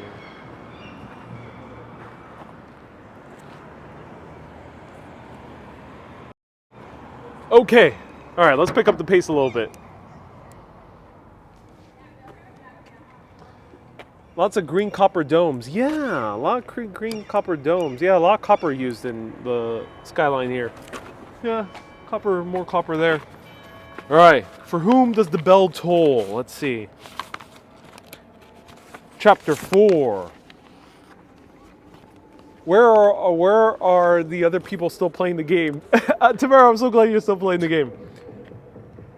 Oh, no, no, no. I got mute.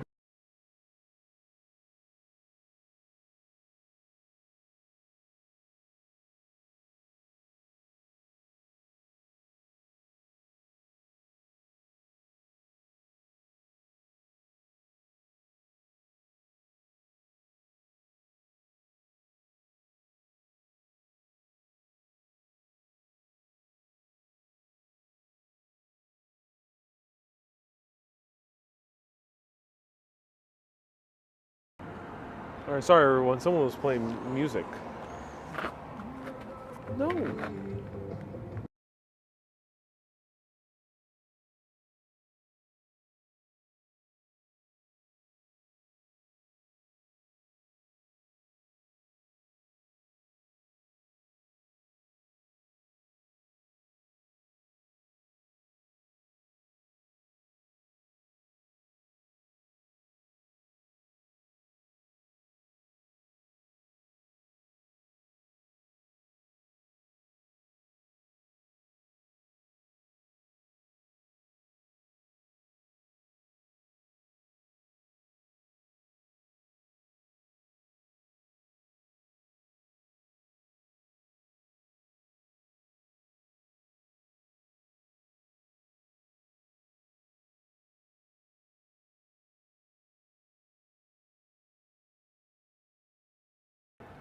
Okay, I think he's pretty far away now. There's a guy riding a scooter with a huge, gigantic speaker.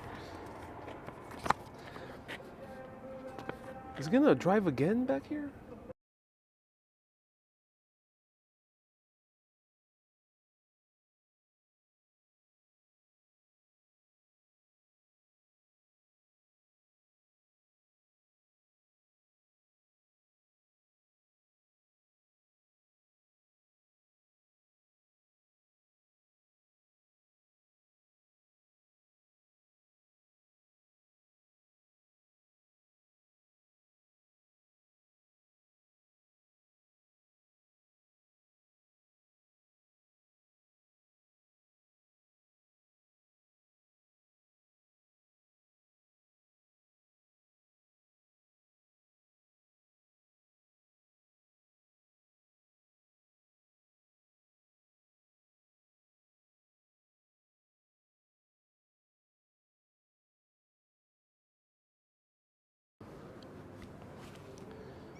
All right, I think we moved sufficiently away from him. He was driving back and forth.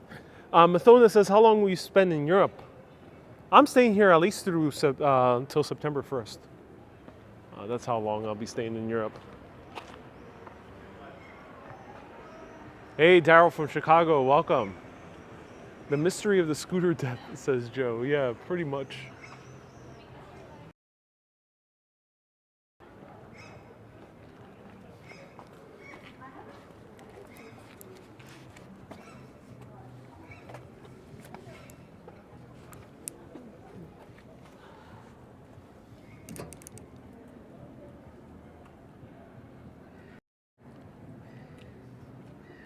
Okay, so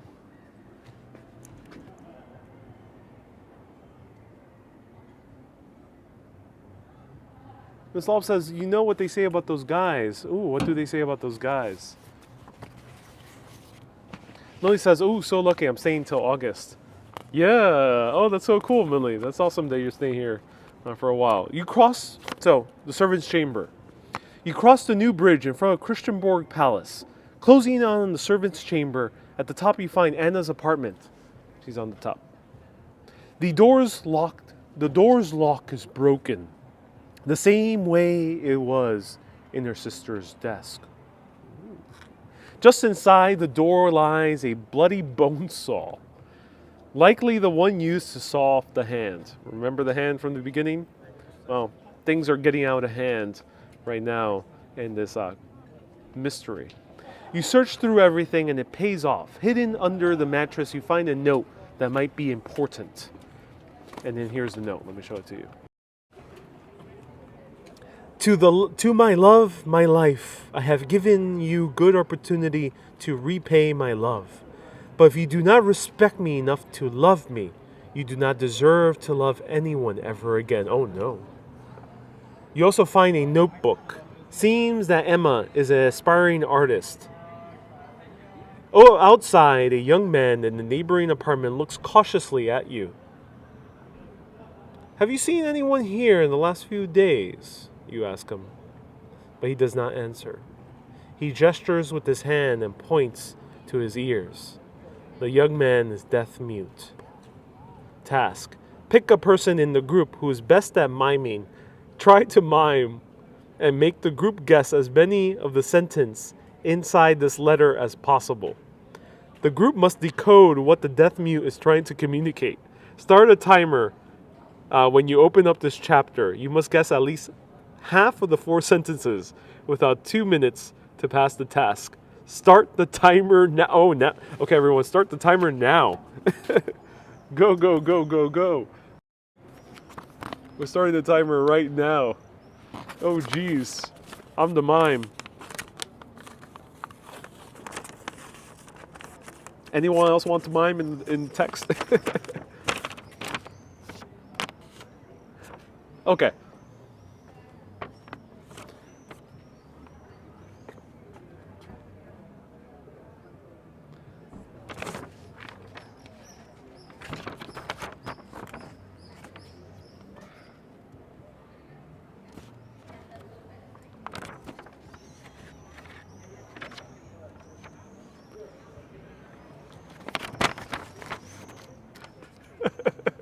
That's one sentence.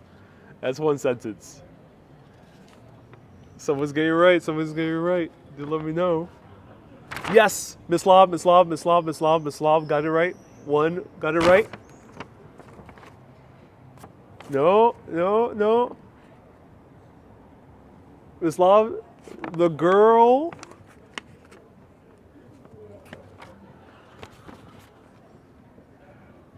You got it right. The girl's scared. Kotsi got it right. The girl is scared. 1 point. Okay. You just saw what's in front of me. I'm just going to say that. So to get the game moving a little bit.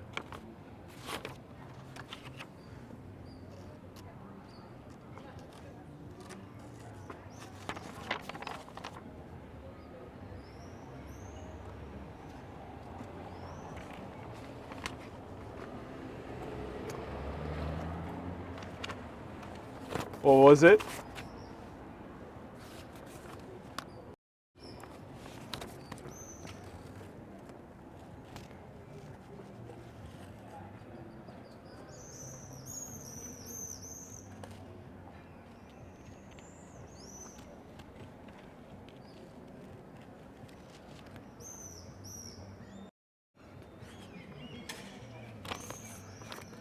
Eileen got it right. Painting.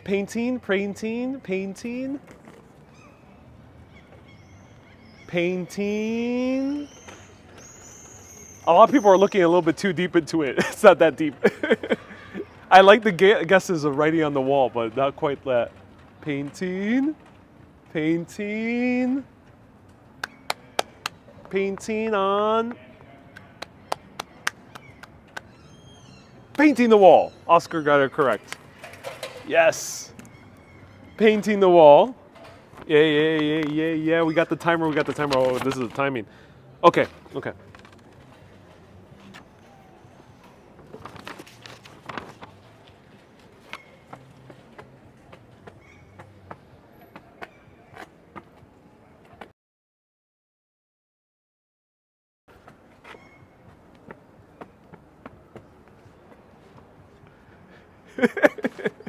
Luckily, the Danes don't care. I would be highly embarrassed if I were in the U.S. Old man. What is the old man doing? The old man is walking. He's walking with what? He's walking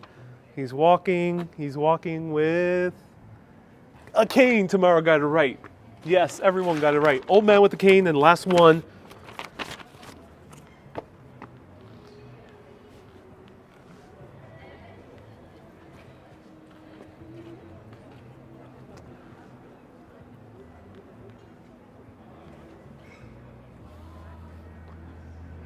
That's the last one. That's the last one. That's the last one. That's the last one. If anyone could get it, get it, get it, get it, get it. George is guessing YouTuber heavy seizure. Death, right. She's...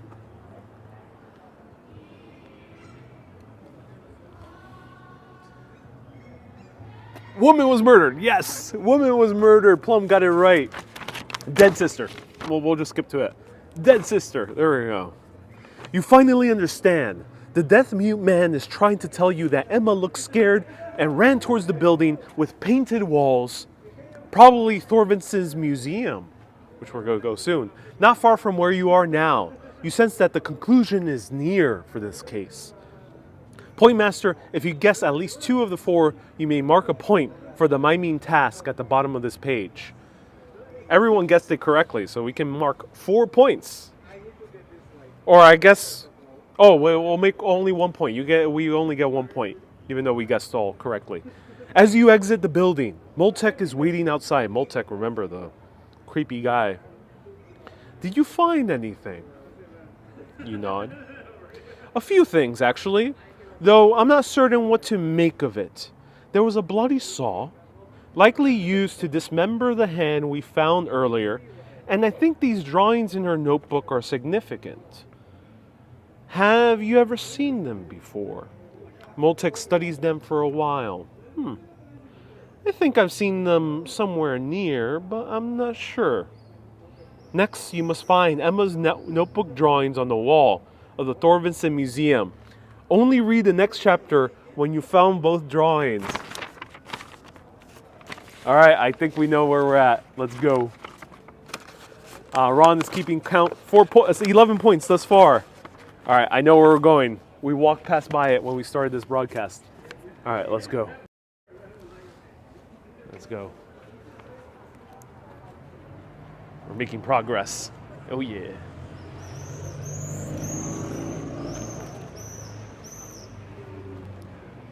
I think people are watching behind. If you're watching behind, tell people to press that live button on YouTube and on Facebook, because I think people are kind of watching a little bit behind the live stream. We got to cross the bridge again. We're basically going to the place where we began, and I know exactly where we're going.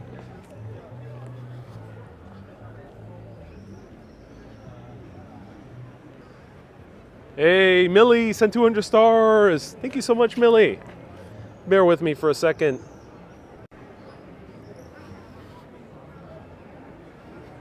Hi, it says, Kierkegaard says, marry and you'll regret it. Stay single and you'll regret that too. Meaning you all have to face up to the positive and negatives. It says, hi. Oh, thank you so much for the very wise quote. Hi, appreciate that. This will be a fun thing to do in the group tour. I think so, yeah. It's a bit hard to solve. So if one is guided a little bit better, yeah, this will be a fun group tour.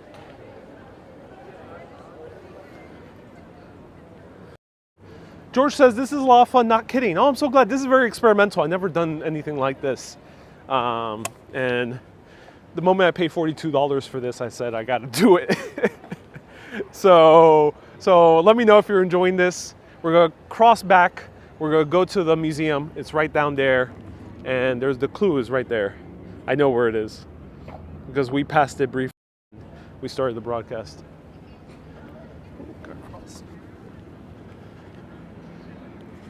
So that's where we started the broadcast, in front of this building over here. The museum is right there.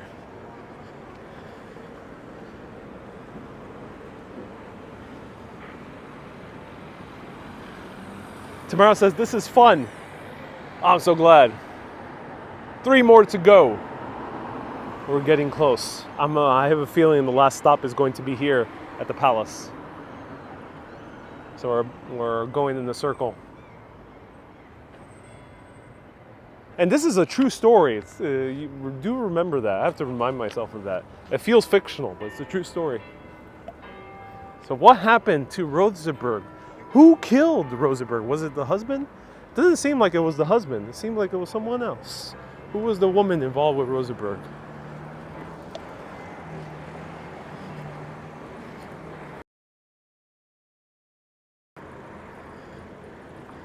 All right, here it is.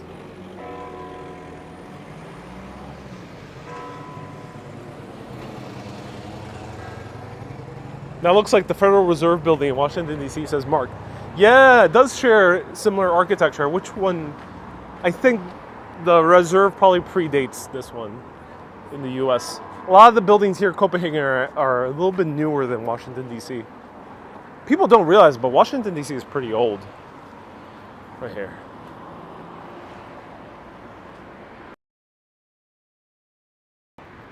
Well, let me double check if it wasn't on the side of this building.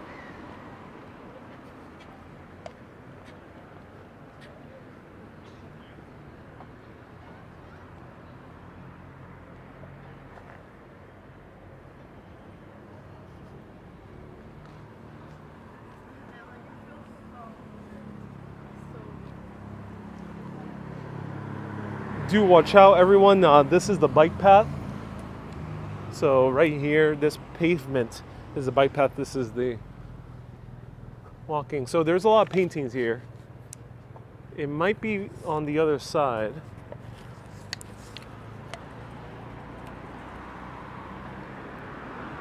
But it's definitely here. It's definitely here, somewhere around here at the museum.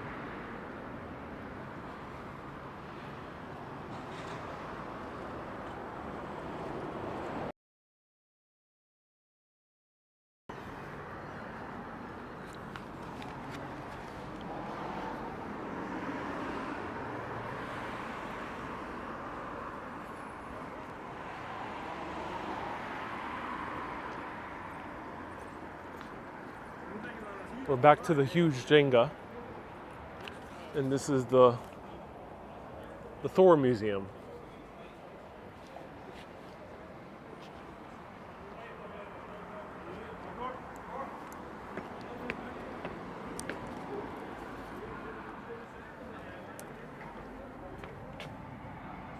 Oh, cool.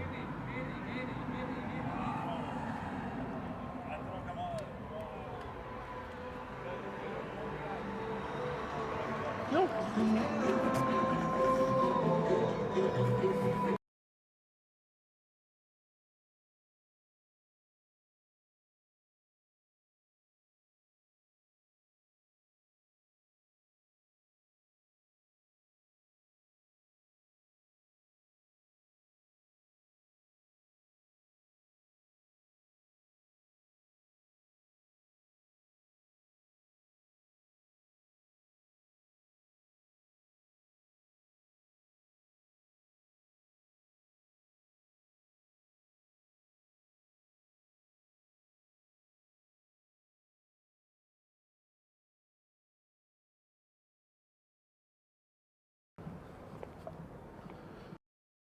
Oh, that was a very annoying. That was a different giant speaker guy. Unfortunately, now Facebook is also muting broadcasts. So if you see broadcasts that are missing on Facebook, it's because of the music copyright. And on Facebook, someone copyrighted white noise. They copyrighted wind noise. So I'm getting muted for a bunch of, which kind of sucks. Not wind as a euphemism. I'm talking about farts. I'm talking about actual wind. Let's not have another murder. So here's a bunch of paintings. This is kind of cool. I gotta put stuff down because I'm carrying too much stuff.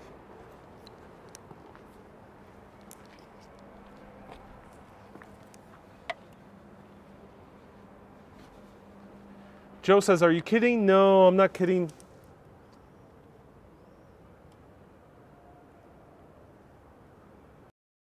Joseph says, "I hope you don't need to go inside the building." No, I don't need to go inside the building. Might have to do pop out. Matt says, "Yeah, I tried to rewatch a live stream and it was muted for 5 minutes." Yeah, I got muted in the beach in Scotland because there was wind noise. Someone copyrighted wind noise. I'm not sure how they did that. That was a controversy in YouTube many years ago, but YouTube put a stop to it. But someone's taking advantage in Facebook. Here we are. Cool.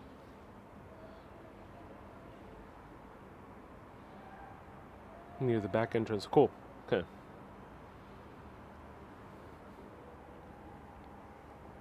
All right, cool.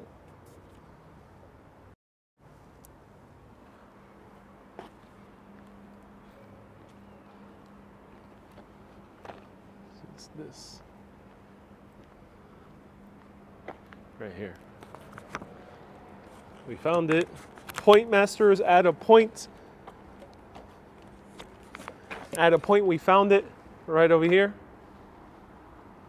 Thorvaldsen's Museum, which is where we're at right now, looks really cool. It seems to be under repairs. I wish I could visit inside. It would be cool to visit inside. But we got 1 point because we found this. So at a point, point masters, may we get a perfect score or a very high score? Let us know. Bertil Thorvaldsen, the great Danish artist, reportedly demanded the building of his own museum if he was to return to Denmark after years in Rome. That's a good story. That might make a great TikTok. Oh my God, that's hilarious. The artist demanded his own museum to come back to his native country. Maybe I should do that.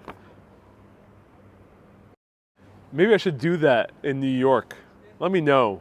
Should I demand my city, New York City, to build a museum in the honor of urbanists? I'm not going to be like Thor. I don't want a museum after me. But after the show, yes. Should I demand New York City to build an urbanist museum? Otherwise, I'm not coming back. I'm just going to stay here in Europe. Maybe I should follow Thor's lead over here. All right, let's keep on reading. Joseph says, did you ever show Medusa on your live stream? I did, yeah. That video I think is still up, Joseph. But it sucks that it was taken down for other people. The paintings, unfortunately, he died 4 years before its completion. Oh no, poor Thor. Poor Thor missed out on seeing his own museum. Let's envision Thorvaldsen being played by Chris Hemsworth. The paintings on the side of the buildings cleverly tell the story of Thorvaldsen's return from Rome. Oh, I love that. Hyde said that he was a genius. Oh, I don't know too much about Thorvaldsen. I can't wait to learn more about him. But here's the story of his return from Rome. And you recognize two of the pictures from Emma's notebook, which are right here. Moltek, who is only a few steps behind you, nods. The murderer has something to do with the museum, he explains. Oh, who is the murderer? Well, who do you think? Let us know. Because is it Moltek? Moltek sounds very suspicious. Who would have known? I think Emma might have worked here, you reply. What can you tell me about her? He looks at you and shakes his head. Nothing. I never met this woman. Who would be able to tell you? He nods towards the stairs leading to the back entrance, which is around here, around the corner. I suppose she is hiding in there. Guards! Oh, my. Moltek, I thought we were best buds. He's calling the guards on all of us. Moltek, how dare you? How dare you do that? Let me put my camera down so I can read this next page. Oh, here it is. 4 armed guards rush over towards you. Moltek directs them towards the stairs and orders you to stay behind for your own safety. A few minutes pass by. Your mind is churning. Something doesn't add up. Finally, Moltek appears again. A proud, satisfied man looked in his eyes. He's very happy with himself. He just got us all arrested. One of the guards is carrying a young woman over his shoulder. Moltek smiles at you. We found her. She was resisting, so we had to shut her up. But there is no doubt your investigation proved that she is behind everything.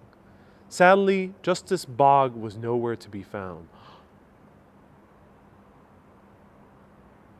He turns to the guard and orders him to carry her body to Moltek's special office in the Christianborg Palace, right over here, and stretches his hand out to you.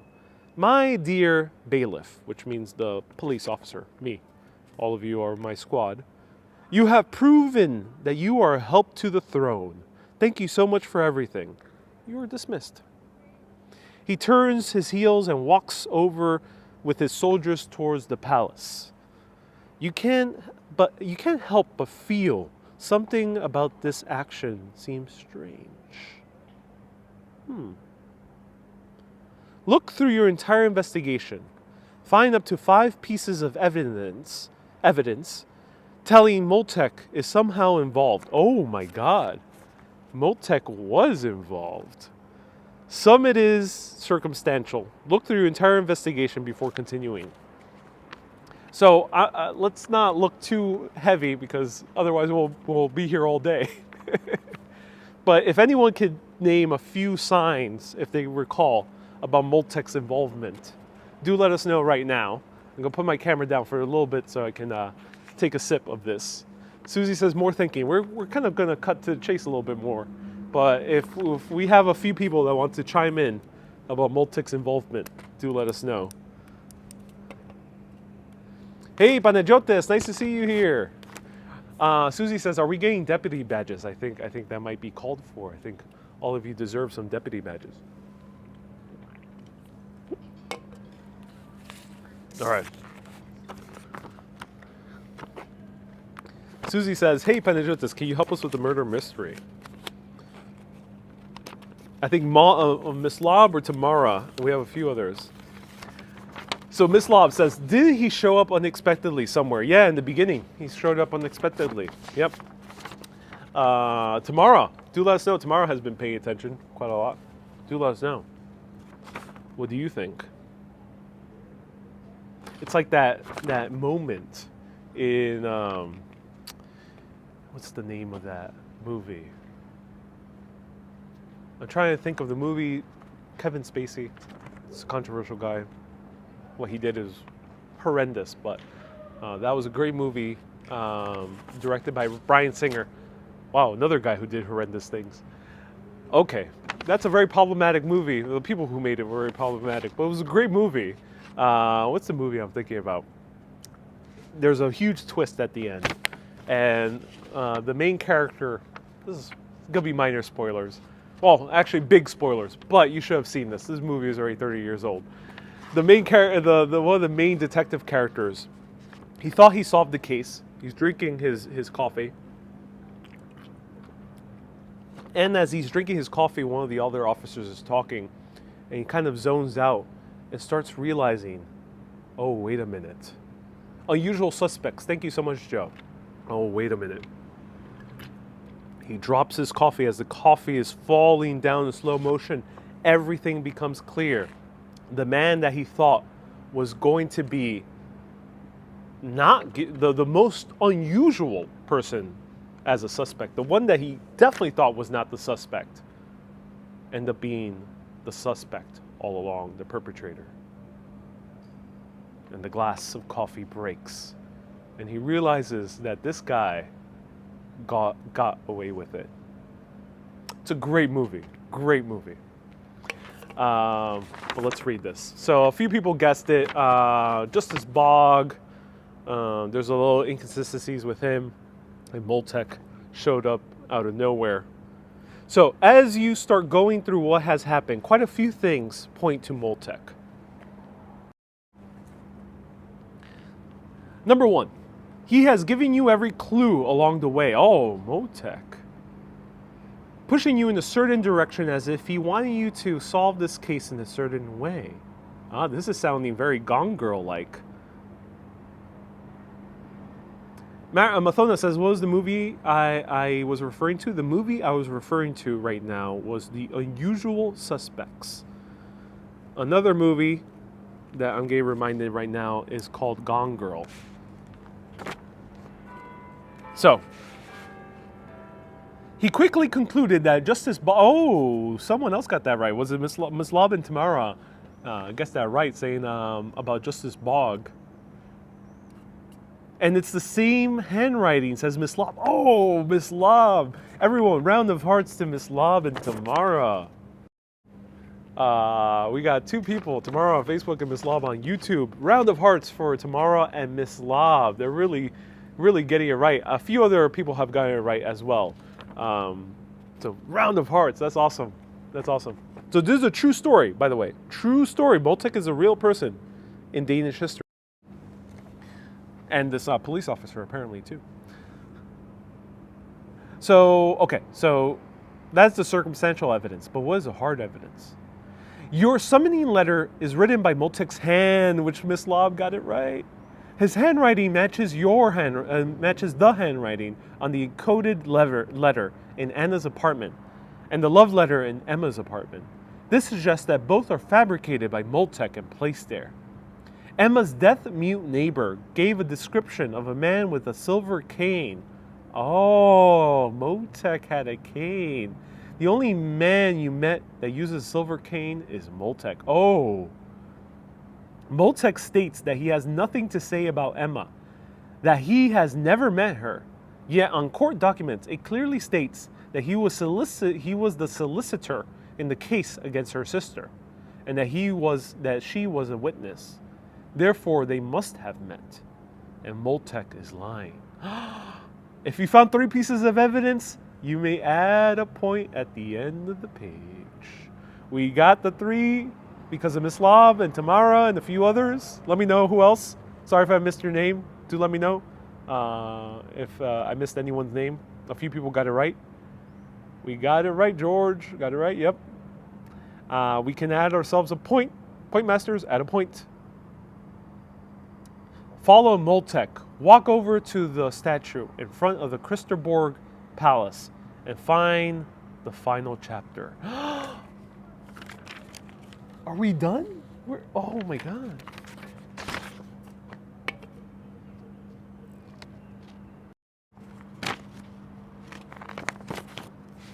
That's cool.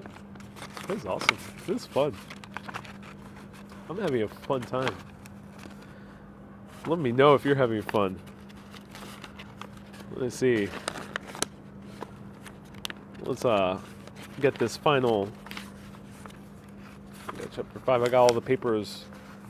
13 was my count, says Ron. 13? We got 13. Is there a 7? Yeah, there's a 7. So 1 more. 2 more. All right. Are you ready to go to the front?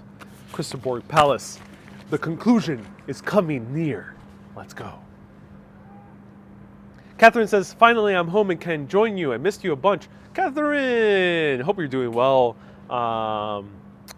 You'll see me definitely Thursday through next Saturday at 3 p.m. Western European time, 9 a.m. New York City time will be the official live stream, the next one.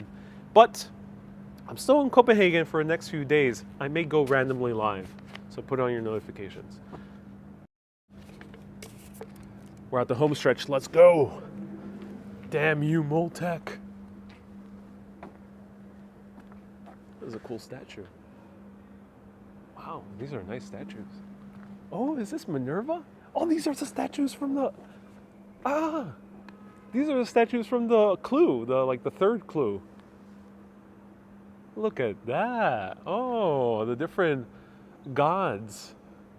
And we have the goddess of wisdom. Oh, wow, that's so cool. No, this is not Minerva. Sorry, I got mixed up. This is not Minerva. It's this one. This one right here with the owl.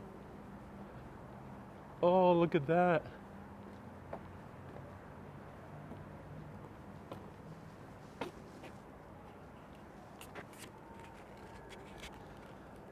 As we go,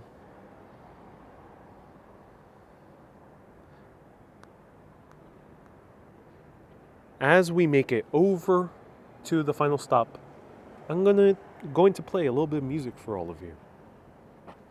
Enjoy. Mysteries abound.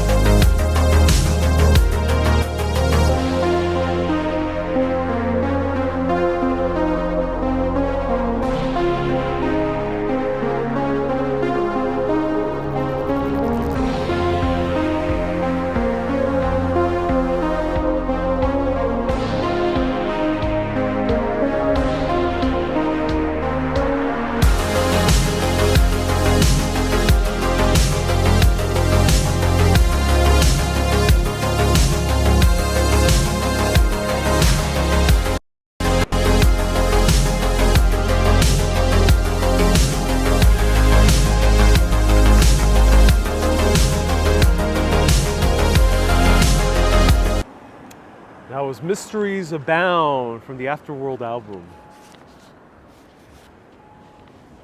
All right. Don't miss the next episode of Stranger Things. Pretty much, this is like Stranger Things in Copenhagen.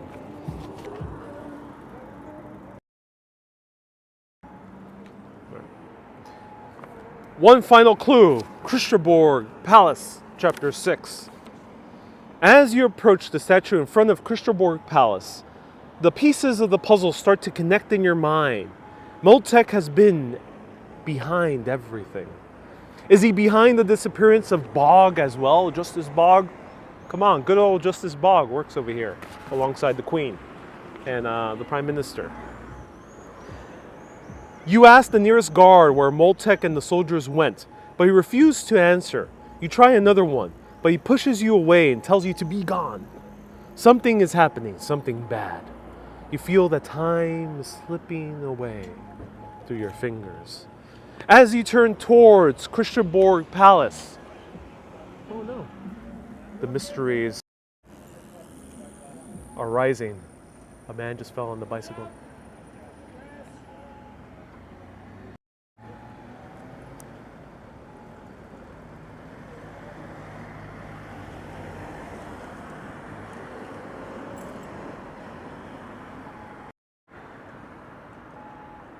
How appropriate. Beer has been spilled. Things are getting interesting. As you turn towards Christiaborg Palace, because that was a beer glass, you try your hardest to imagine where Moltek might have taken the girl. Remember, Rosenberg.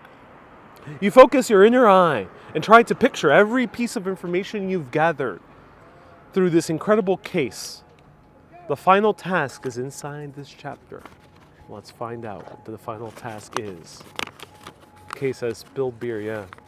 Beer has been spilled upon the palace of Christiaborg. Let's open up. Ooh. Oh.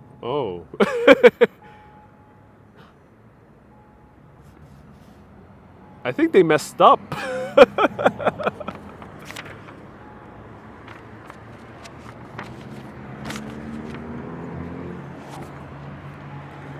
Ladies and gentlemen, this costs $42, nearly $42. And you would expect them to have it all correct. But let me show you. This is in English, right? You would assume that you would do this entire adventure in English.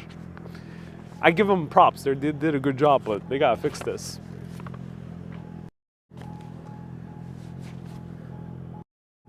It's in Danish. I can't read that. I don't know Danish. Could Hyde or could any of the Danes tuning in translate for us? Joe says the real mystery is why you bought this. Ariel, says Joe. I can neither confirm nor deny that the bookstore attendant was very cute, and I felt compelled to buy it after she talked about it. Anyways, yes, we need Hyde. Hyde, do let us know. It says the Thought Castle.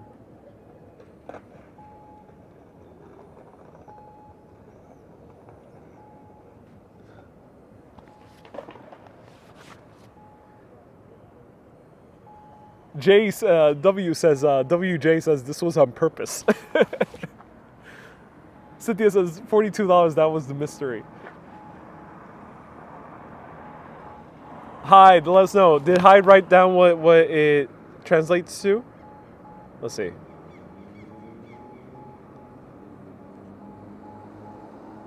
What does this say, Hyde?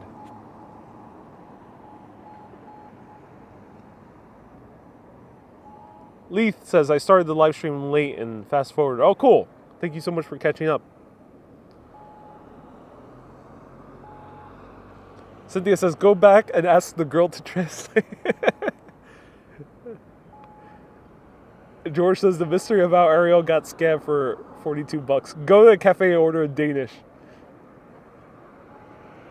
A house in traditional psychology is a symbol of the self, says Hyde. Oh, Hyde. Is that what it translates to? Miss Love says yes, maybe she's the one. Lee says the thing men would do for a pretty face. Yeah, I mean, I think that's the moral of the story. All right, let me see if I can pop up Google Translate. Thank you, Hyde. Find your words in 4 letters, it says. Find your words in 4 letters. Oh, the cops are coming. They know that I just spent too much money on this. It's awesome.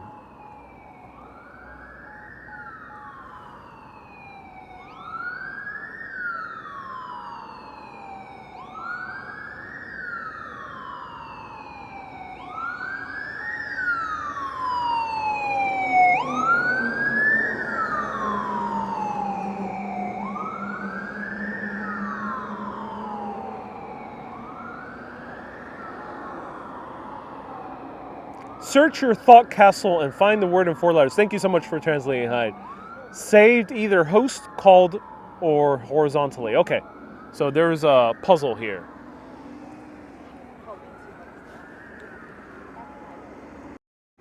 Okay, I'm going to need a final swig of this before we even attempt this puzzle.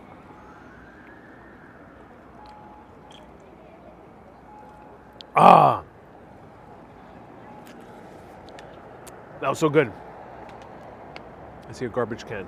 Let me throw it away. First signs I heard in a while. Okay, yeah, there's barely been sirens.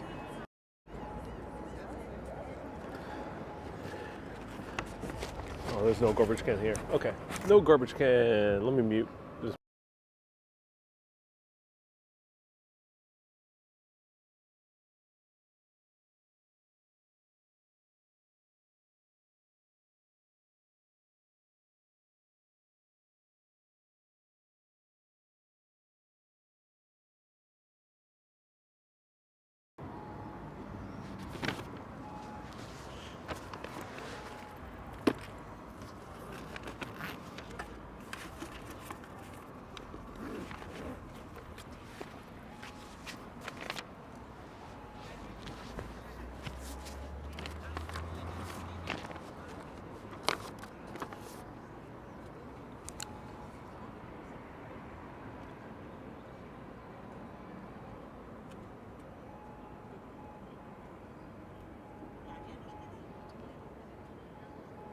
I don't know how to solve this.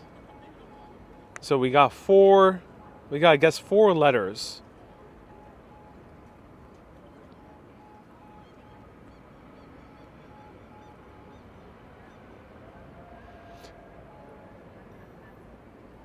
This one's hard.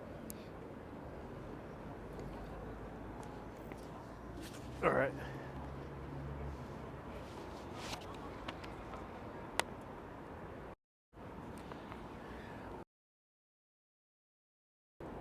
To anyone who would like to solve it, we'll give them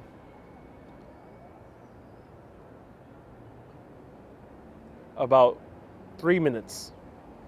So screenshot it now if you want to solve it.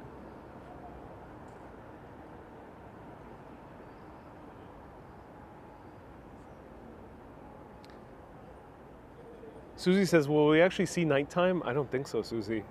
I think nighttime's still like an hour away.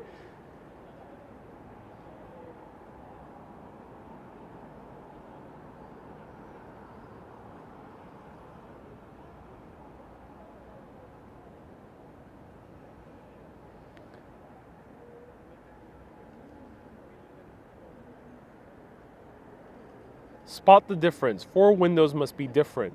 That must be the letters. 4 windows must be different. That must be the letters. Chris says, what's the riddle? I don't even know. Hyde wrote it down. Something about 4 letters are not matching. It's in Danish.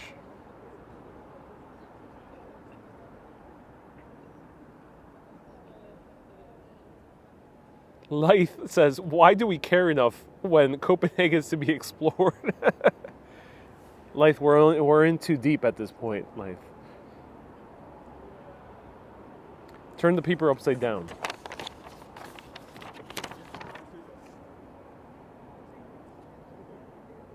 Oh, that changes everything.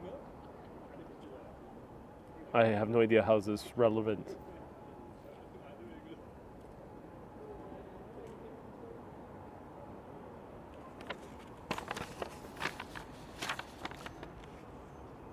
Probably life or love says, oh, hide. Says we gotta find life or love here. Okay, so life. Eileen says I'm a completionist. I mean, we're in too deep. This is the last one. We gotta get it right. Life or love? What is life? Life or love? Love. We have the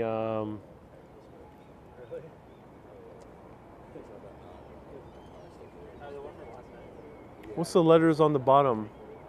That's a good question. What are the letters? These are, I think, drawn to scale. I think they're scale. I think they're the scales.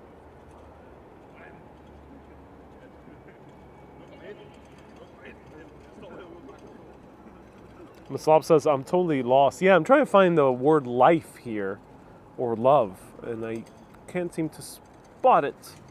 Where are you at?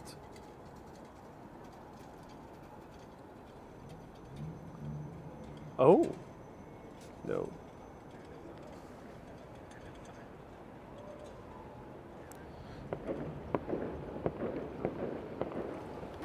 Tivoli Gardens is showing their fireworks. Ooh, fireworks. Those are the fireworks of Tivoli Gardens, I think. It should be, yeah.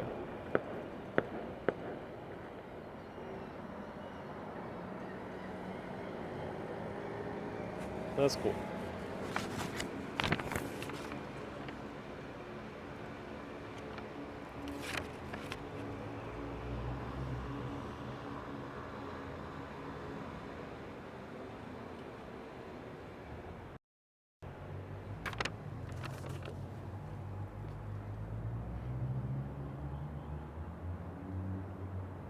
Crown is 5 letters down, says Anthony. Oh, interesting. On the right. Ah, interesting.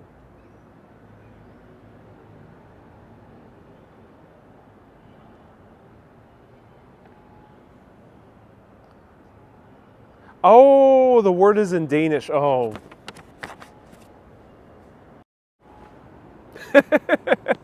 The word is in Danish.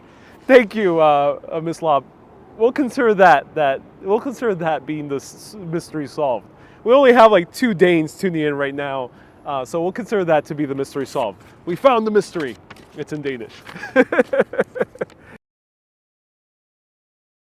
Slip my head. Imagine coming here with your friends, doing this mystery. It's riveting. You know, you learn about Moltec and the crazy shenanigans he did. And suddenly you're met with a page that's all in Danish. That sucks. What did you do? Mystery. Solved mystery. Tisk tisk tisk. That's a big typo. All right, let's open up the last letter, shall we?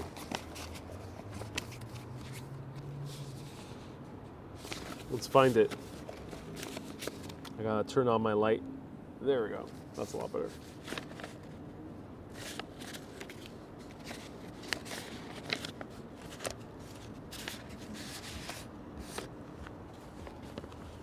Chapter 7. Tomorrow says, hope the last chapter is in English. Luckily, it is.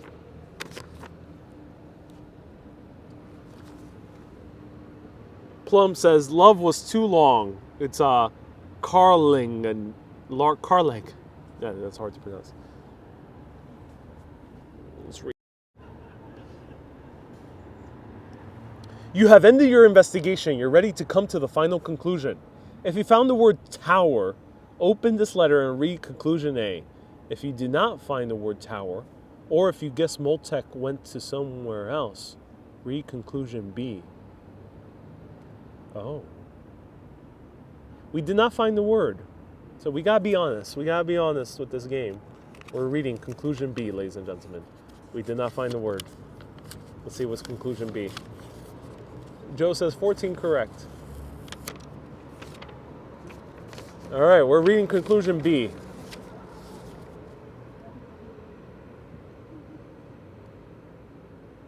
Miss Lob says the word was tower, but the word was tower in Danish. I'm not sure what the word tower in Danish is. Catherine says, wow, haven't seen Ariel for about 3 weeks. The New York boy is looking way more handsome. Oh, stop it. Stop it. Catherine. Stop it. No. No.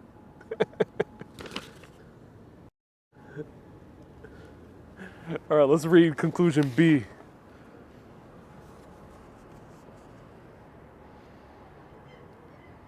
Alith says, now Ariel has a valid reason to go back to the bookstore and ask the pretty clerk what the pretty female clerk what the letter means. That is true. Yeah. I'll just omit that I did this with hundreds of people tuning in live. As you enter the tower, time stops. Bog lies handcuffed on the floor in a pool of blood. Moltek pushed Emma to the window, only his grip on her wrist keeping her from falling. Stop, you yell, is the moment Emma screams, mercy! Moltek lets go of his grip and Emma falls to her death. Oh no. You rush over to the window and see Emma hit the cobblestones. Quickly, a crowd gathers around the body. Behind Moltek lies Bog's body crumpled. He is dead from a cut in his throat. Moltek explains, unfortunately, Emma has already killed Bog when we arrived. And since she did not want a trial, she threatened to jump out of the window. As you saw, I could not stop her from jumping. You are sure Moltek is lying, but you did not know it was his word against yours. Moltek continues, it's important that we have to look forward. A great man and 2 sisters have died, a tragedy. It will make sure to honor their hard work for women's rights. When I take over as supreme, oh my God, Moltek is supreme justice. He pats you on the shoulder and smiles. I shall pass on my highest recommendations to your superior. You leave Christianborg Palace. You did not succeed in proving that Moltek was behind everything. The fact that this case was not solved will haunt you for years.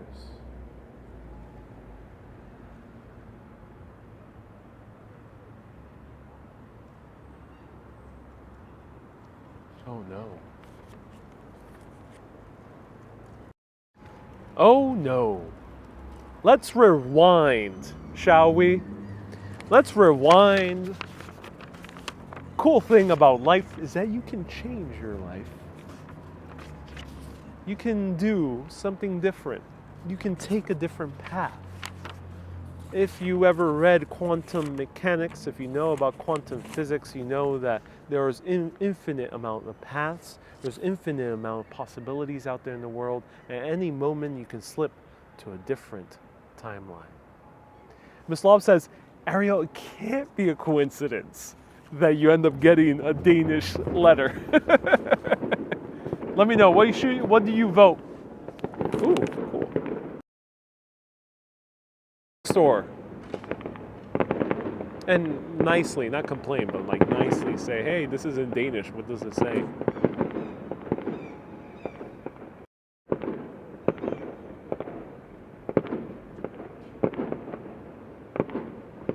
Eileen says, I need therapy now. Kay said, now we're all to blame. Yeah, it's because of the damn Danish alphabet. We don't know it.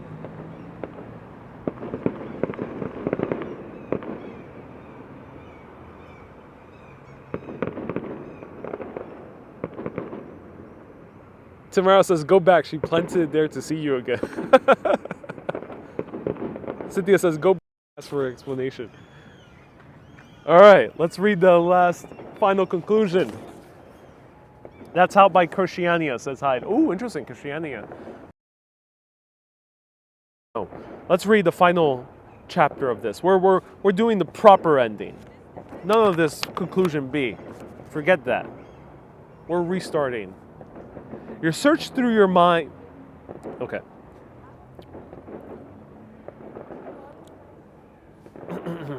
All right, let's do this. You search through your mind. I see. You search through your mind palace, and the word tower comes to your mind. Looking at Christianborg Palace, your eyes dart to the famous spire.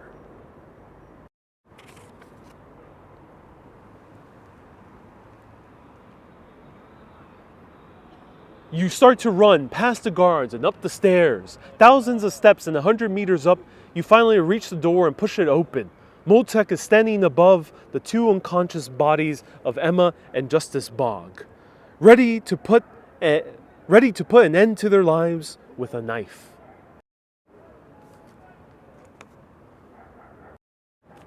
Uh-oh. Mathona says, it's too small. I have to have good sight. Instantly. Okay. So he's about to put an end to their lives. A mad expression on his face. Instantly he jumps at you. You swiftly step aside and he falls down to the stairs behind you, ending up unconscious. Oh, Moltek got a fall. Working quickly, you wrap up a shirt tightly around guards. A few days later, you're meeting Justice Bog in his office. The justice tells you, Moltek was very opposed to my judgment against Mrs. Rothsburg. He liked Emma, as you know. She always drawing outside the courthouse. After the ruling against Anna, Emma didn't want anything to do with Moltek. What about Anna? It seems unlikely that she accidentally drowned, you ask. Bog explains. Moltek was obsessed with her.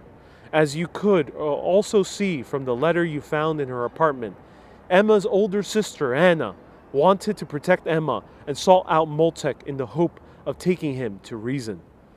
But the opposite happened. Anna drowned, probably not of natural reasons. Emma contacted me when she found out that Anne had disappeared. I knew he was angry, but to think he tried to end my life and frame her for the act, I guarantee that he will never see the light of day again. As you leave for you, she kisses you on the cheek. With a smile on her face, hands you a drawing of Justitia, the Greek god of justice, and she says thank you. Before you can say anything, she turns and runs away. You nod, happy that you were able to save her life. We saved her life. Ladies and gentlemen, apparently a true story. We saved her life. Congratulations, everyone rocked this. Since we couldn't read Danish, we couldn't do the final chapter, but that was that was the game. Moltek was responsible for everything the entire time. Justice Bog put him down to jail, and he will never see the day of light. Joe says we got 15 correct. Awesome. Cool, we got 15 correct. We rocked this. That was Murder Mystery, Christianborg Palace. Good job. This was a fun time. I love this. This was brilliant, says Wendy. Oh, I'm so glad you loved it. Joe says it was solved. Yes, it was. Didn't we all do well? Yes, I think we all did well. Yes. I might need to watch the after this. Tube says fragging Moltec, fecking no Moltec. Yes.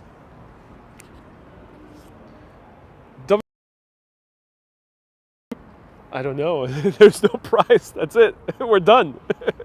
That was the story. This was an experimental live. Of course, I never done this before. I didn't know how it would turn out. So let me know, what do you think about it? I'm curious your thoughts. If you're watching the replay, let me know in the replay. Was going just randomly. I had no idea what was going to happen in this entire live stream. Hyde says, you'll never forget this. I think this was an awesome time.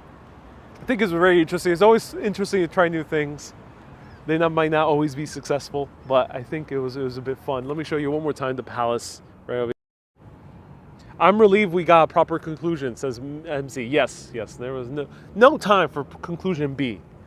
Only conclusion A. Uh-oh, we need to mute this.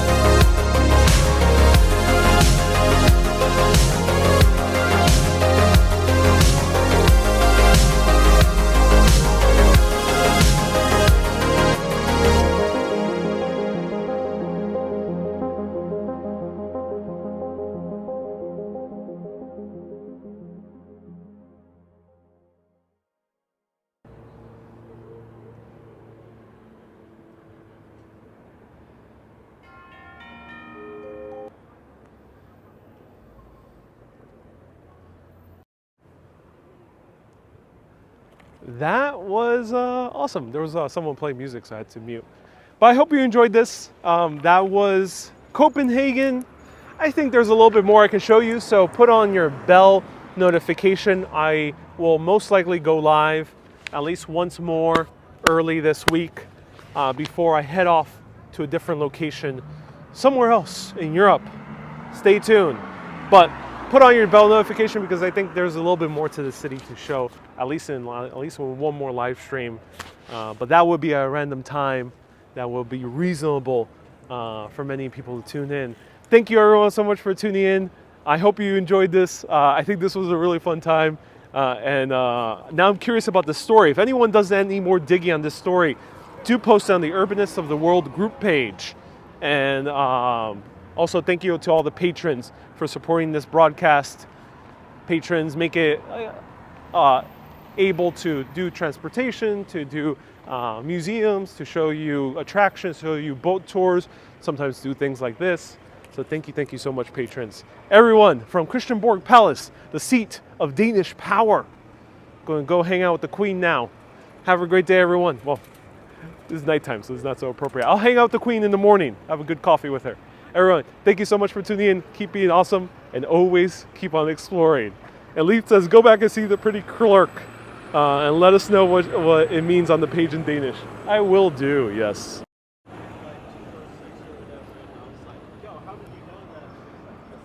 Keep being awesome, and always keep on exploring. Have a good day, everyone. Bye-bye.